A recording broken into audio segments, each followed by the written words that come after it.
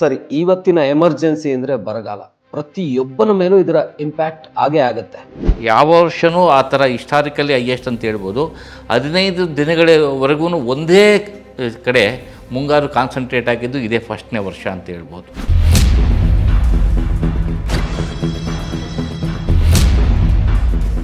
L ನೀನೋ ಬಗ್ಗೆ ಸರಳವಾಗಿ ಹೇಳೋದಾದರೆ, ಎಲ್ ನೀನೋ ಅಂತ ಹೇಳಿದರೆ ಏನು, ಆ ಪ್ರಭಾವ ಅಂದರೆ ಏನು, ಸಮುದ್ರದಲ್ಲಿ ಏನಾಗುತ್ತೆ, ಯಾಕೆ ಮಳೆ ಆಗೋದಿಲ್ಲ, ಜನಸಾಮಾನ್ಯರಿಗೆ ಅರ್ಥ ಆಗೋ ರೀತಿ ಹೇಳೋದಾದರೆ. ಕೇವಲ ಎಲ್ಲಿನೋ ಅಲ್ಲ, ಈ ವರ್ಷ ಸೂಪರ್ ಎಲ್ಲಿನೋ ಅಂತ ಕರೀತಾರೆ.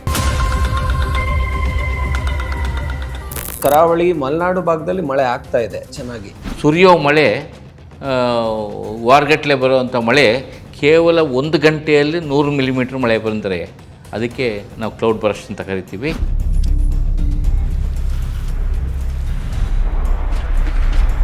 ಆರು ತಿಂಗಳಲ್ಲಿ ಬರೋ ಮಳೆ 3 ತಿಂಗಳಲ್ಲಿ ಸುರಿತಾ ಇದೆ. ಇದು ಬಹಳ ಹಾನಿ ಉಂಟು ಮಾಡ್ತಾ ಇದೆ. ಮಳೆ ಬಂದರೆ 1 ತಿಂಗಳ ಮಳೆ 1 ದಿವಸದಲ್ಲಿ ಬರೋದು, 1 ದಿವಸದಲ್ಲಿ ಬರೋವಂಥ ಮಳೆ 15 ನಿಮಿಷದಲ್ಲಿ ಬರೋದು, ಇಂಥವು ಇಂಪ್ಯಾಕ್ಟ್ಸು ಜಾಸ್ತಿ ಆಗ್ತಾ ಇದ್ದಾವೆ. ಸರ್ಕಾರ ಏನಾದರೂ ಪ್ರಿಕಾಷನ್ಸು, ಪ್ರಿವೆನ್ಷನ್ಸ್ ಏನಾದರೂ ಮಾಡ್ತಾ ಇದೆಯಾ? ನಾವು ಕೆಲವು ವಿಪತ್ತುಗಳನ್ನು ತಡೆಗಟ್ಟಕ್ಕಾಗೋದಿಲ್ಲ, ಆದರೆ ಅದರಿಂದ ಆಗುವ ಪರಿಣಾಮಗಳೇನಿರ್ತವೆ ಅವನ್ನು ಉಪಶಮನ ಮಾಡ್ಬೋದು.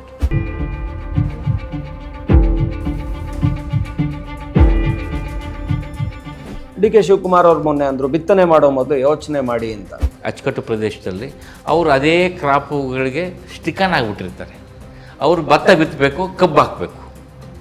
ಇವು ಹೆಚ್ಚು ನೀರು ಬಳಕೆ ಮಾಡುವಂಥ ಬೆಳೆಗಳು ಇವೆಲ್ಲ. ಸೊ ಅವರು ಹೇಳೋದು ಬಿತ್ತನೆ ಮಾಡಬಾರ್ದು ಅಂತಲ್ಲ.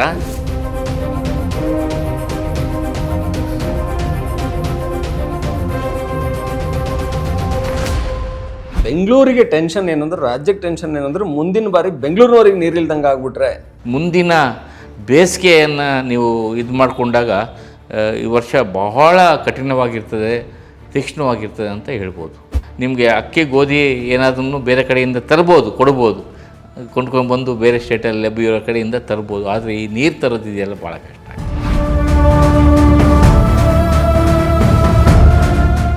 ಸರ್, ಕಳೆದ ವರ್ಷ ಇದು ನಡುವೆ ಹೈ ಟೆಂಪ್ರೇಚರ್ ಇದ್ರೂ ಕೂಡ ಮಳೆ ಚೆನ್ನಾಗಿದ್ದರಿಂದ ಜಲಾಶಯಗಳು ಭರ್ತಿ ಆವಿಯಾಗೋದು ದಿವಸಕ್ಕೆ ಜಾಸ್ತಿ 30-35-36 ಟೆಂಪ್ರೇಚರ್ ಹೋದಾಗ ನಿಮಗೆ ಆವಿ ಸುಮಾರು 5 ಮಿಲಿಮೀಟ್ರಿಂದ 6 ಮಿಲಿಮೀಟ್ರ್ ಪ್ರತಿ ದಿವಸಕ್ಕೆ ಆಗ್ತದೆ. ಪವರ್ ಮೇಲೆ ಕೂಡ ಹೊಡೆತ ಕೊಡುತ್ತೆ, ಪವರ್ ಪ್ರೊಡಕ್ಷನ್ ಕಡಿಮೆ ಆಗುತ್ತೆ. ಅದು ಇನ್ನೊಂದು ದೊಡ್ಡ ಸಮಸ್ಯೆ ಅಲ್ಲ.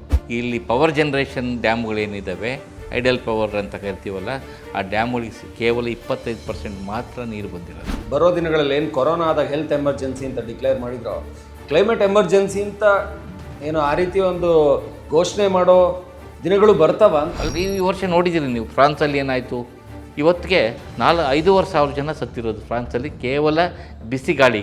ಇದನ್ನು ಏನು ಕೊರೋನಾಗಿನ ಏನು ಕಡಿಮೆ ಅಲ್ಲ. ಡಿ.ಕೆ. ಶಿವಕುಮಾರ್ ಅವ್ರನ್ನ ಸರ್ಕಾರ, ಸಿದ್ದರಾಮಯ್ಯ ಸರ್ಕಾರ ನೋಡಿ ಹೇಳ್ತಾರೆ, ನರೇಂದ್ರ ಮೋದಿ ಸರ್ಕಾರ ಇವೆರಡೂ ಕೂಡ ಇದಕ್ಕೆ ಕೆಲಸ ಮಾಡ್ತಾ ಇದೆಯಾ ಅಂತ. ಏನು ಈಗ ಸರ್ಕಾರದ ಮಟ್ಟದಲ್ಲಿ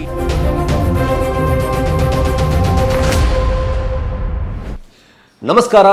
ಇವತ್ತಿನ ಎಮರ್ಜೆನ್ಸಿ ಅಂದರೆ ಅದು ಬರಗಾಲ. ಇದನ್ನು ಪ್ರತಿಯೊಬ್ಬರೂ ಕೂಡ ಆತಂಕದಿಂದ ನೋಡೋ ಹಾಗಾಗಿದೆ. ಸೊ ಇವತ್ತು ಆ ಬರಗಾಲವನ್ನು ಆತಂಕದಿಂದ ನೋಡುವಂಥ ಜನ ಅದನ್ನು ಎದುರಿಸೋದು ಹೇಗೆ, ಏನೆಲ್ಲ ಮುನ್ನೆಚ್ಚರಿಕೆ ಬೇಕು, ಯಾವ ರೀತಿಯಲ್ಲಿ ನಾವು ಅದಕ್ಕೆ ತಯಾರಾಗಬೇಕು, ಜನ ಆಗಲಿ ಸರ್ಕಾರ ಆಗಲಿ, ಇದರ ಬಗ್ಗೆ ವಿಶೇಷವಾದಂಥ ಮಾಹಿತಿಯನ್ನು ಕೊಡೋದಕ್ಕೆ ನಾವು ಬಂದಿದ್ದೀವಿ. ಸೊ ನಮ್ಮ ಜೊತೆ ಇದ್ದಾರೆ ಮಾಜಿ ನಿರ್ದೇಶಕರು, ಕರ್ನಾಟಕ ಸ್ಟೇಟ್ ಡಿಸಾಸ್ಟರ್ ಮಾನಿಟರಿಂಗ್ ಸೆಂಟರ್ನ ಮಾಜಿ ನಿರ್ದೇಶಕರಾಗಿರುವಂಥ doctor G.S. Srinivas Reddy sir. ಅವರೊಟ್ಟಿಗೆ ಮಾತಾಡೋಣ. ಭಾಳಷ್ಟು ವಿಚಾರಗಳನ್ನು, ಇವತ್ತು ರೈತರಿಗೇನು ಬೇಕು, ಕರ್ನಾಟಕಕ್ಕೇನು ಬೇಕು ಅದನ್ನು ತಿಳ್ಕೊಳ್ಳೋಣ. ಸುಮನ್ ಟಿ.ವಿ. ಕನ್ನಡದ ಈ ವಿಶೇಷ ಸಂದರ್ಶನಕ್ಕೆ ಸರ್ ತಮಗೆ ಸ್ವಾಗತ. ಎಲ್ಲರಿಗೂ ನಮಸ್ಕಾರ. ಸರಿ, ಇವತ್ತಿನ ಎಮರ್ಜೆನ್ಸಿ ಅಂದರೆ ಬರಗಾಲ. ಪ್ರತಿಯೊಬ್ಬನ ಮೇಲೂ ಇದರ ಇಂಪ್ಯಾಕ್ಟ್ ಆಗೇ ಆಗುತ್ತೆ. ಸೊ ಈಗ ಜನ ಎಚ್ಚೆತ್ಕೊಳ್ಬೇಕಾದಂಥ ಅನಿವಾರ್ಯತೆ ಮೊದಲೇ ಎಚ್ಚೆತ್ಕೊಳ್ಬೇಕಾಗಿತ್ತು. ಸರ್, ಈಗ ಹೇಗಿದೆ ಸರ್ ನಮ್ಮ ರಾಜ್ಯದ ಪರಿಸ್ಥಿತಿ, ಹೇಗೆ ಅನ್ನಿಸ್ತಾ ಇದೆ ನಿಮ್ಮ ಈಗಿನ ಮುಂಗಾರು ಋತುಮಾನಿನ ಒಂದು ಇಲ್ಲಿಯವರೆಗೂ ಆಗಿರ್ತಕ್ಕಂಥ ಮಳೆ ಅಥವಾ ಮುಂದೆ ಆಗುವಂತಹ ಮಳೆ ಬಗ್ಗೆ ಮೊದಲು ತಿಳ್ಕೊಳ್ಳೋಣ. ಈ ವರ್ಷ ಮುಂಗಾರು ಈಗಾಗಲೇ ನಮಗೆ ಅರ್ಧದಷ್ಟು ಮುಂಗಾರು ಮುಗಿದಿದೆ. ನಮಗೆ ಮುಂಗಾರು ಅಂತ ಯಾವಾಗ ಕರಿತೀವಿ ಅಂದರೆ ಜೂನ್ ತಿಂಗಳಿಂದ ಹಿಡಿದು ಸೆಪ್ಟೆಂಬರ್ ಕೊನೆಯವರೆಗೂ ಇದು ಮುಂಗಾರು ಋತುಮಾನ ಅಂತ ಕರೀತಾರೆ.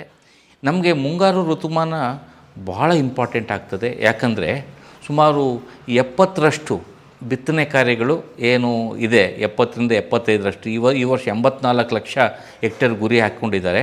ಬಿತ್ತನೆ ಕಾರ್ಯ ಆಗಿರ್ಬೋದು, ನೀರಾವರಿಗೆ ಬೇಕಾಗಿರುವ ನೀರು, ಜಲಾಶಯಗಳಿಗೆ ಹರಿಯುವ ನೀರಾಗಿರ್ಬೋದು, ಇವೆಲ್ಲಕ್ಕೂ ಮುಖ್ಯ ಕಾರಣ ಮುಂಗಾರು. ನಮ್ಮ ರಾಜ್ಯದಲ್ಲಿ ಸುಮಾರು ವಾರ್ಷಿಕ ಮಳೆಯ ವಾಡಿಕೆಯಲ್ಲಿ ಸುಮಾರು 74% ಮುಂಗಾರಲ್ಲೇ ಬೀಳೋದು. ಅದರಿಂದ ನಮಗೆ ಮುಂಗಾರು ಮಳೆ ಬಹಳ ಮುಖ್ಯ ಆಗ್ತದೆ, ಪ್ರಾಮುಖ್ಯತೆ ಇರ್ತದೆ.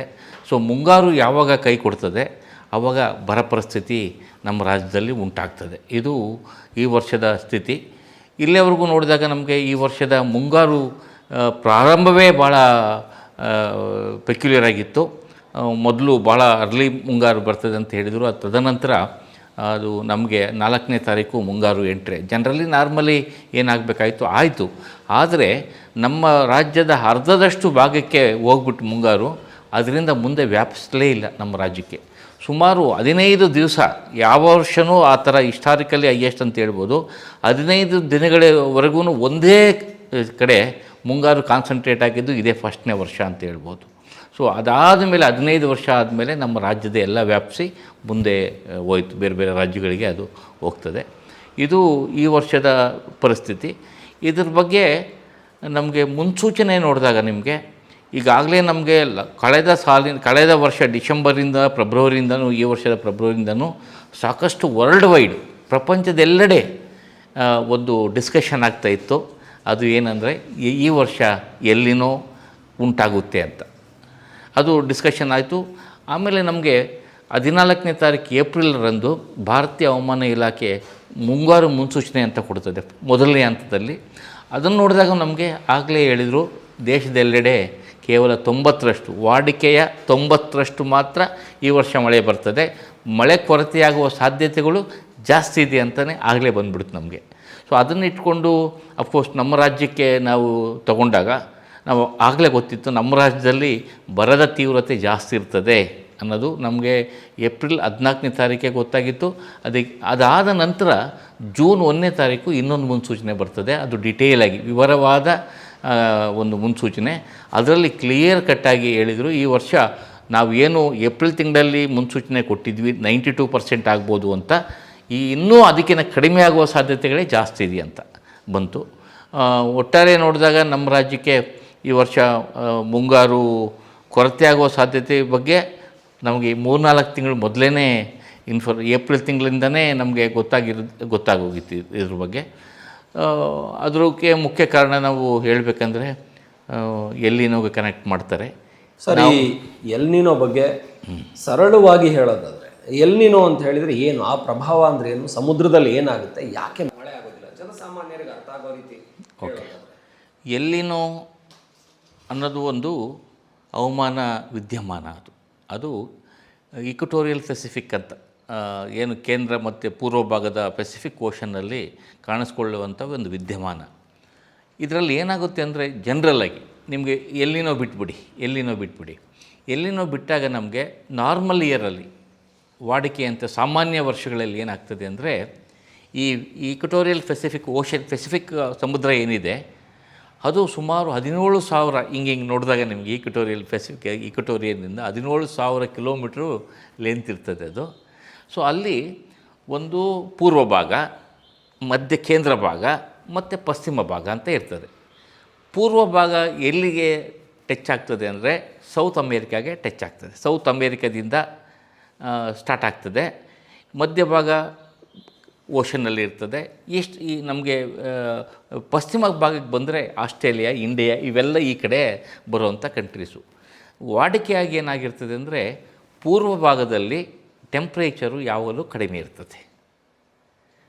ವಾಡಿಕೆಯಾಗಿ ನಾನು ಹೇಳ್ತಿರೋದು ಪೂರ್ವ ಭಾಗದಲ್ಲಿ ಇಕ್ವಟೋರಿಯಲ್ ಪೆಸಿಫಿಕಲ್ಲಿ ಈ ಸಮುದ್ರದ ಉಷ್ಣಾಂಶ ಏನಿರ್ತದೆ ಅಲ್ಲಿ ಭಾಳ ಕಡಿಮೆ ಇರ್ತದೆ ಯಾವಾಗಲೂ. ಸೊ ಪಶ್ಚಿಮ ಭಾಗದಲ್ಲಿ ಪಶ್ಚಿಮ ಭಾಗ ನಮ್ಮ ಭಾಗದಲ್ಲಿ ಇರ್ತದೆ. ಇಲ್ಲಿ ಸರ್ಫೇಸ್ ಟೆಂಪ್ರೇಚರ್ಸ್ ಅಂತೆ, ಈ ಸಮುದ್ರದ ನೀರಿನ ಉಷ್ಣಾಂಶ ಇದೆಯಲ್ಲ ಅದು ಯಾವಾಗಲೂ ಜಾಸ್ತಿ ಇರ್ತದೆ. ಅವಾಗ ಏನಾಗ್ತದೆ ಅಂದರೆ ಇದು ಮಾನ್ಸೂನ್ ಅನ್ನೋದು ಮುಂಗಾರು ಮಾರುತಗಳಂತ ನಾವು ಏನು ಕರಿತೀವಿ ಅವೆಲ್ಲನೂ ಸಹ ಇಕ್ವಟೋರಿಯಲ್ ಇಲ್ಲಿ ಏನು ವಿದ್ಯಮಾನ ನಡೀತದೆ ಅದರ ಮೇಲೆ ಡಿಪೆಂಡ್ ಆಗಿರ್ತದೆ. ಈ ತೇವಾಂಶ ಭರಿತ ಮೋಡಗಳು ಏನಿರ್ತದೆ ಅದು ಯಾವಾಗಲೂ ನೀವು ತಿಳ್ಕೊಳ್ಳಿ, ಇವಾಗ ಎಲ್ಲಿ ಟೆಂಪ್ರೇಚರ್ ಕಡಿಮೆ ಇರ್ತದೆ ಅಲ್ಲಿ ಪ್ರೆಷರ್ ಜಾಸ್ತಿ ಇರ್ತದೆ. ಪೂರ್ವ ಭಾಗದಲ್ಲಿ ವಾಡಿಕೆಯಂತೆ ನೋಡಿದಾಗ ಪೂರ್ವ ಭಾಗದಲ್ಲಿ ಟೆಂಪ್ರೇಚರ್ ಕಡಿಮೆ ಇರ್ತದೆ, ಇದು ಪ್ರೆಷರು ಅಲ್ಲಿ ಭಾಳ ಟೆಂಪ್ರೇಚರ್ ಕಡಿಮೆ ಇದ್ದರೆ ಪ್ರೆಷರ್ ಜಾಸ್ತಿ ಇರ್ತದೆ, ಆಯಿತಾ. ಈ ಕಡೆ ಪಶ್ಚಿಮ ಭಾಗ ನಮ್ಮ ದೇಶದ ಈ ಕಡೆ ಬಂದರೆ ನಾವು ಆಸ್ಟ್ರೇಲಿಯಾಗೆ ಬಂದಾಗ ಇಲ್ಲಿ ಟೆಂಪ್ರೇಚರ್ ಜಾಸ್ತಿ ಇರೋದ್ರಿಂದ ಪ್ರೆಷರ್ ಕಡಿಮೆ ಆಗ್ತದೆ. ಯಾವಾಗಲೂ ಈ ತೇವಾಂಶ ಭರಿತ ಮೋಡಗಳು ಮಾರುತಗಳಿದ್ದಾವಲ್ಲ ಇವು ಯಾವಾಗಲೂ ಮೂವ್ ಆಗೋದು ಐ ಪ್ರೆಷರಿಂದ ಈ ಕಡೆಯಿಂದ ಪೂರ್ವದಿಂದ ಪಶ್ಚಿಮಕ್ಕೆ ಮೂವ್ ಆಗ್ತವೆ. ಅಂದರೆ ಕಂಪ್ಲೀಟ್ ಮುಂಗಾರು ಮಾರುತಗಳು ಹಿಂಗೆ ಮೂವ್ ಆಗ್ತಾ ಇರ್ತದೆ ಈ ಕಡೆ. ಅದು ಕಾಮನ್ನಾಗಿ ಆಗುವಂಥ ಒಂದು ಪ್ರಕ್ರಿಯೆ. ಎಲ್ಲಿನೂ ಆದಾಗ ಏನಾಗ್ತದೆ ಅಂದರೆ, ಎಲ್ಲಿನೂ ಆದಾಗ ನಾನೇನು ಪೂರ್ವ ಭಾಗದಲ್ಲಿ ಯಾವಾಗಲೂ ಕಡಿಮೆ ತಾಪಮಾನ ಇರ್ತದೆ ಅಂದರೆ ಸಮುದ್ರದ ಮಟ್ಟಕ್ಕಿಂತ ಸಮುದ್ರ ನೀರಿನ ತಾಪಮಾನ ಅಂತ ಹೇಳ್ತಾ ಇದ್ದೆ, ಅದೇನಾಗ್ತದೆ ಅಂದರೆ ಉಲ್ಟಾ ಆಗ್ತದೆ.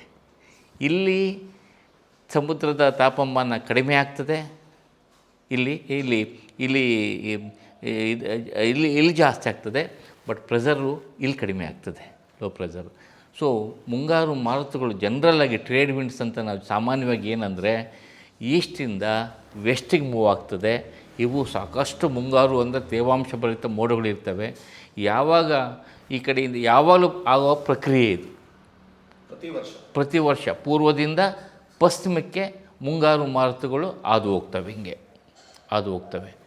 ಈ ವರ್ಷ ಏನಾಗ್ತದೆ, ಎಲ್ಲಿನೋ ಅಂತ ಯಾವಾಗ ಕರಿತೀವಿ ಅಂದರೆ ಈ ಪೆಸಿಫಿಕ್ ಓಷನ್ ಇಕ್ವಟೋರಿಯಲ್ ಫೇಸಲ್ಲಿ ಈ ನಮಗೆ ಉಷ್ಣಾಂಶ ವಾಡಿಕೆಗಿನ 0.5 ಡಿಗ್ರೀಸು ಜಾಸ್ತಿ ಆಗ್ತದೆ.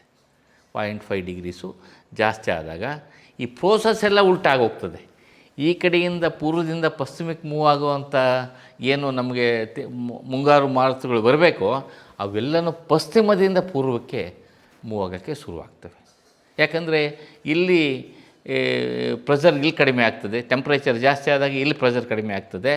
ಸೊ ಪ್ರೆಷರ್ ಇಲ್ಲಿ ಟೆಂಪ್ರೇಚರ್ ಕಡಿಮೆ ಇರೋದ್ರಿಂದ ಪ್ರೆಷರ್ ಆಗ್ತದೆ. ಪ್ರೆಷರಿಂದ ಲೋ ಪ್ರೆಷರ್ಗೆ ಮೂವ್ ಆಗೋದ್ರಿಂದ ಟ್ರೇಡ್ ವಿಂಡ್ಸ್ ಅಂತ ಏನು ಕರಿತೀವಿ ಅದು ಸೈಕಲ್ಲೇ ಉಲ್ಟಾಗಿ ಹೋಗ್ಬಿಡ್ತದೆ. ಅದರಿಂದ ನಮಗೆ ಈ ಮುಂಗಾರು ಓದ್ಕೊಂಡು ಬರ್ತಕ್ಕಂಥ ಮಾರುತಗಳು ಮತ್ತೆ ವಾಪಸ್ ಈ ಕಡೆ ಹೊರಟೋಗ್ತವೆ. ಈ ಕಡೆಯಿಂದ ಬಂದು ಹೋಗಬೇಕಲ್ಲ ಉಲ್ಟಾ ಮೂವ್ ಆಗ್ತವೆ. ಅದರಿಂದ ನಮಗೆ ಈ ಮುಂಗಾರಿನ ಮಾರುತಗಳು ನಮಗೆ ಜಾಸ್ತಿ ಬರಲಿಕ್ಕೆ ಚಾನ್ಸಸ್ ಕಡಿಮೆ ಆಗ್ತದೆ. ಇದು ಒಂದು ಜನರಲ್ಲಾಗಿ. ಸರ್, ಹಾಗಾದರೆ ಈ ವರ್ಷ ನಾವು ಏನು ಪ್ರಿಡಿಕ್ಟ್ ಮಾಡಿದ್ದಾರೆ ಕೇವಲ ಎಲ್ಲಿನೋ ಅಲ್ಲ, ಈ ವರ್ಷ ಸೂಪರ್ ಎಲ್ಲಿನೋ ಅಂತ ಕರೀತಾರೆ. ಸೂಪರ್ ಎಲ್ಲಿನೋ ಅಂತ ಯಾವ ಕರೀತಾರೆ ಅಂದರೆ, ನಾನು ಹೇಳಿದೆ 0.5 ಡಿಗ್ರಿ ಟೆಂಪ್ರೇಚರ್ ಜಾಸ್ತಿ ಆದಾಗ ಎಲ್ಲಿನೋ ಪ್ರಕ್ರಿಯೆ ಶುರುವಾಗ್ತದೆ. ಇದು 2 ಡಿಗ್ರೀಸ್ ಇಂಥ ವಿದ್ಯಮಾನ ಆಗೋದು 50 ವರ್ಷಕ್ಕೋ 100 ವರ್ಷಕ್ಕೋ ಒಂದು ಸಲ ಇಂಥ ವಿದ್ಯಮಾನ.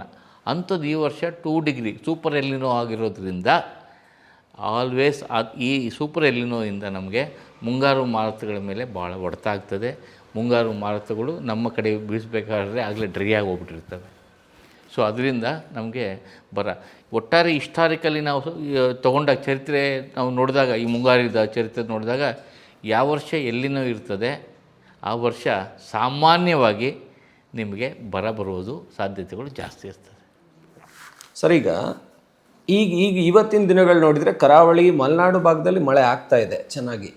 ಸೊ ಅದು ತಾತ್ಕಾಲಿಕ ಮುಂದಕ್ಕೆ ನಿಂತೋಗ್ಬಿಡುತ್ತಾ ಮಳೆ?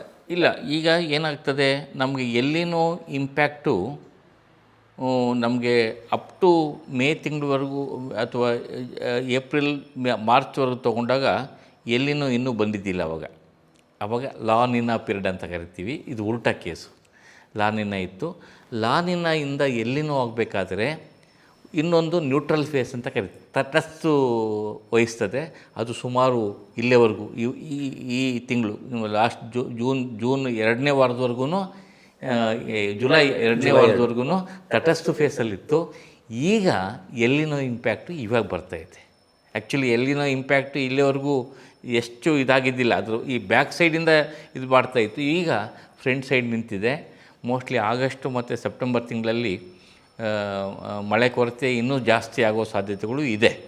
ಒಟ್ಟಾರೆ ನಾವು ಮುಂಗಾರು ಮುನ್ಸೂಚನೆ ಭಾರತೀಯ ವಿಮಾಲಯ ಕೊಟ್ಟಿರೋದು ನೋಡಿದಾಗೂ ಸಹ ನಮ್ಮ ರಾಜ್ಯದಲ್ಲಿ ಹೆಚ್ಚಿನ ಮಳೆ ಕೊರತೆ ಅಥವಾ ವಾಡಿಕೆಗಿನ ಕಡಿಮೆ ಮಳೆ ಆಗುವ ಸಾಧ್ಯತೆಗಳ ಬಗ್ಗೆನೇ ಮುನ್ಸೂಚನೆ ನೀಡಿತ್ತು.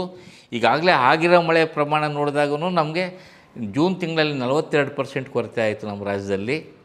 42% ಭಾಳ ದೊಡ್ಡ ಇದು. ಇವಾಗ 35% ಈಗಾಗಲೇ ಕೊರತೆ ಇದೆ ಜುಲೈ ತಿಂಗಳಿದ್ದು.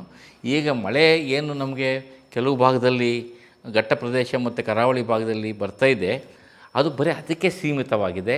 ಅದು ಸ್ಟ್ರೆಂತ್ ಇದ್ದಾಗ, ಅದಕ್ಕೆ ಶಕ್ತಿಯುತವಾಗಿದ್ದಾಗ, ಮೋಡಗಳು ಶಕ್ತಿಯುತವಾಗಿದ್ದಾಗ ಮುಂಗಾರು ಅದನ್ನು ಘಟ್ಟಗಳನ್ನು ಪಾಸ್ ಮಾಡಿಕೊಂಡು ಈ ಕಡೆ ಬಂದು ಜಾಸ್ತಿ ಮಳೆ ಆಗ್ತಿತ್ತು. ಅದು ಭಾಳ ದುರ್ಬಲಗೊಂಡಿರೋದ್ರಿಂದ, ಮುಂಗಾರು ದುರ್ಬಲಗೊಂಡಿರೋದ್ರಿಂದ ಅದು ಜಾಸ್ತಿ ಈ ಕಡೆ ಬರಲಿಕ್ಕೆ ಆಗ್ತಾಯಿಲ್ಲ. ಸೊ ಎಲ್ಲೆಲ್ಲಿ ಸ್ಟ್ರೆಂತ್ ಎಲ್ಲವರೆಗೂ ಇರ್ತದೆ ಅಲ್ಲೆಲ್ಲೆಲ್ಲಿ ಕವರ್ ಆಗಿ ಮಳೆ ಬರ್ತಾಯಿದೆ. ಈಗ ಅಫ್ಕೋರ್ಸು ನಮಗೆ ಕಳೆದ 1-2 ವಾರದಿಂದ ಸ್ವಲ್ಪ ಅಲ್ಲಿ ಕರಾವಳಿ ಮತ್ತು ಮಲೆನಾಡಲ್ಲಿ ಬಂದಿದ್ದಕ್ಕೆ ನಮಗೆ ಸ್ವಲ್ಪ ಜಲಾಶಯಗಳಿಗೆ ಒಳಹರಿವು ಹೊತ್ತಿನೂ ಬಂತು. ಆದರೆ ದಕ್ಷಿಣ ಒಳನಾಡಲ್ಲಿ ಈ ಜುಲೈ ತಿಂಗಳ ಮಳೆ ಕೊರತೆ ನೋಡಿಬಿಟ್ರೆ ನೀವು ಸುಮಾರು 80% ಮಳೆ ಕೊರತೆ ಇದೆ. ಈಗ ದಕ್ಷಿಣ ಒಳನಾಡಿನಲ್ಲಿ 80-85% ಕೊರತೆ ನೋಡ್ತೀವಿ. ಉತ್ತರ ಒಳನಾಡಿನಲ್ಲಿ ಕೆಲವು ಕಡೆ ಮಾತ್ರ ಆಗ್ತಾಯಿದೆ, ಆದರೆ ಅದು ಸಾಲದು, ಇನ್ನೂ ಸಾಲದು. ಬಿತ್ತನೆ ಪ್ರಮಾಣ ನೋಡಿದಾಗೂ ನಮಗೆ ವಾಡಿಕೆ ಬಿತ್ತನೆಗೆ ಗುರಿ ಏನಂತ ಹಾಕ್ಕೊಂಡಿರ್ತೀವಿ ಅದಕ್ಕೆ ಕಂಪೇರ್ ಮಾಡಿದಾಗ ಸುಮಾರು 45% ಮಾತ್ರ ಇಲ್ಲಿವರೆಗೂ ಬಿತ್ತನೆ ಆಗಿರೋದು. ಅದು ಜೂನ್ ತಿಂಗಳಲ್ಲಿ ಒಳ್ಳೆ ಮಳೆ ಕೆಲವು ಭಾಗದಲ್ಲಿ ಬಂದಿದ್ದಕ್ಕೆ ಬಿತ್ತನೆ ಆಗೋಯ್ತು. ಬಿತ್ತನೆ ಆದ ನಂತರ ಈ ಬರಗೆ ಮುಖ್ಯವಾಗಿ ಒಣ ಹವೆ ಅಂತ ಕರಿತೀವಿ, ಅದು 3-4 ವಾರಗಳ ಸತತ ಒಣ ಹವೆ ಬಂದಿದ್ದಕ್ಕೆ ಯಾವ ಹಾಕಿರೋ ಕ್ರಾಪ್ಸೂ ಸಸ್ಟೈನ್ ಆಗ್ತಾಯಿಲ್ಲ, ಒಣಗ್ತಾ ಇದ್ದಾವಾಗಲೇ ಬಾಡ್ತಾ ಇದ್ದಾವೆ. ಸೊ ಇದು ಮುಂದಿನ ದಿನದಲ್ಲಿ ಇನ್ನೂ ಜಾಸ್ತಿ ಇದರ ಪರಿಣಾಮ ಬರ್ಬೋದು. ಅದರಿಂದ ಇನ್ನೂ ಜಾಸ್ತಿ ಎಫೆಕ್ಟ್ ಆಗುವ ಸಾಧ್ಯತೆಗಳು ಇರ್ತದೆ. ಸರ್, ಈಗ ಬೀದರ್ ಭಾಗದಲ್ಲಿ, ಕಲಬುರಗಿ, ಧಾರವಾಡ ಇಲ್ಲೆಲ್ಲ ಸೋಯಾಬೀನು, ತೊಗರಿ ಎಲ್ಲ ಅವರು ಏನು ಬೆಳೆ ಅದೇ ನೀವು ಹೇಳಿದಾಗೆ ಆಲ್ರೆಡಿ ಅದನ್ನು ಬಿಟ್ಟು ಗುಳೆ ಹೊರಟಿದ್ದಾರೆ. ಮನೆ ಊರೇ ಬೀಗ ಹಾಕ್ಕೊಂಡು ಮಂಗಳೂರು ಕಡೆ, ಗೋವಾ ಕಡೆ ಕೆಲಸ ಹರಿಸ್ಕೊಂಡು ಹೊರಟಿದ್ದಾರೆ. ಇನ್ನು ಮುಂದಿನ ಈಗ ಆಗಸ್ಟ್, ಸೆಪ್ಟೆಂಬರ್, ಅಕ್ಟೋಬರಲ್ಲಿ ಏನಾದರೂ ಸುಧಾರಣೆ ಆಗ್ಬೋದಾ? ಅವ್ರ ಮನೆಗೆ ಬರ್ಬೋದಾ? ಇಲ್ಲ ಅವರು ಬಹುಶಃ ಇನ್ನೂ ಕಷ್ಟನೇ ಆಗ್ತಾ ಇದೆಯಾ ಈ ವರ್ಷದ್ದು? ಇದು ಏನಾಗ್ತದೆ ಅಂದರೆ, ಒಟ್ಟಾರೆ ನಮ್ಮ ರಾಜ್ಯದ ಮಳೆ ಪರಿಸ್ಥಿತಿ, ಬರ ಪರಿಸ್ಥಿತಿ ನೋಡಿದಾಗ ಇದು ಬಹಳ ಸಾಮಾನ್ಯ. ನಮ್ಮ ರಾಜ್ಯಕ್ಕೆ ಬರ ಅನ್ನೋದು ಸಾಮಾನ್ಯ. ನೀವು ಕಳೆದ 25 ವರ್ಷದಲ್ಲಿ ಸುಮಾರು 18 ವರ್ಷ ಬರ ಡಿಕ್ಲೇರ್ ಮಾಡಿದ್ದೀವಿ ನಮ್ಮ ರಾಜ್ಯದಲ್ಲಿ. ಸೊ ಒಂದಲ್ಲ ಒಂದು ಭಾಗದಲ್ಲಿ ಬರ ಇದ್ದಿದ್ದೇ ನಮ್ಮ ರಾಜ್ಯಕ್ಕೆ ಯಾವಾಗಲೂ. ಈವನ್ ಹೆಚ್ಚಿಗೆ ಮಳೆ ಬೀಳುವಂತಹ ಮಲೆನಾಡು ಆಗಿರ್ಬೋದು, ಕರಾವಳಿ ಭಾಗದಲ್ಲಿ ಸಹ ನಾವು ಬರ ಡಿಕ್ಲೇರ್ ಮಾಡಿರೋ ಇನ್ಸಿಡೆಂಟ್ಗಳು ಇದ್ದಾವೆ ನಮ್ಮ ರಾಜ್ಯಕ್ಕೆ. ಸೊ ಇಲ್ಲಿ ಒಂದು ಮಳೆ ಪ್ರಮಾಣ ಆಗಿರ್ಬೋದು, ಮಳೆ ಹಂಚಿಕೆ ಬಹಳ ಮುಖ್ಯ ಆಗ್ತದೆ.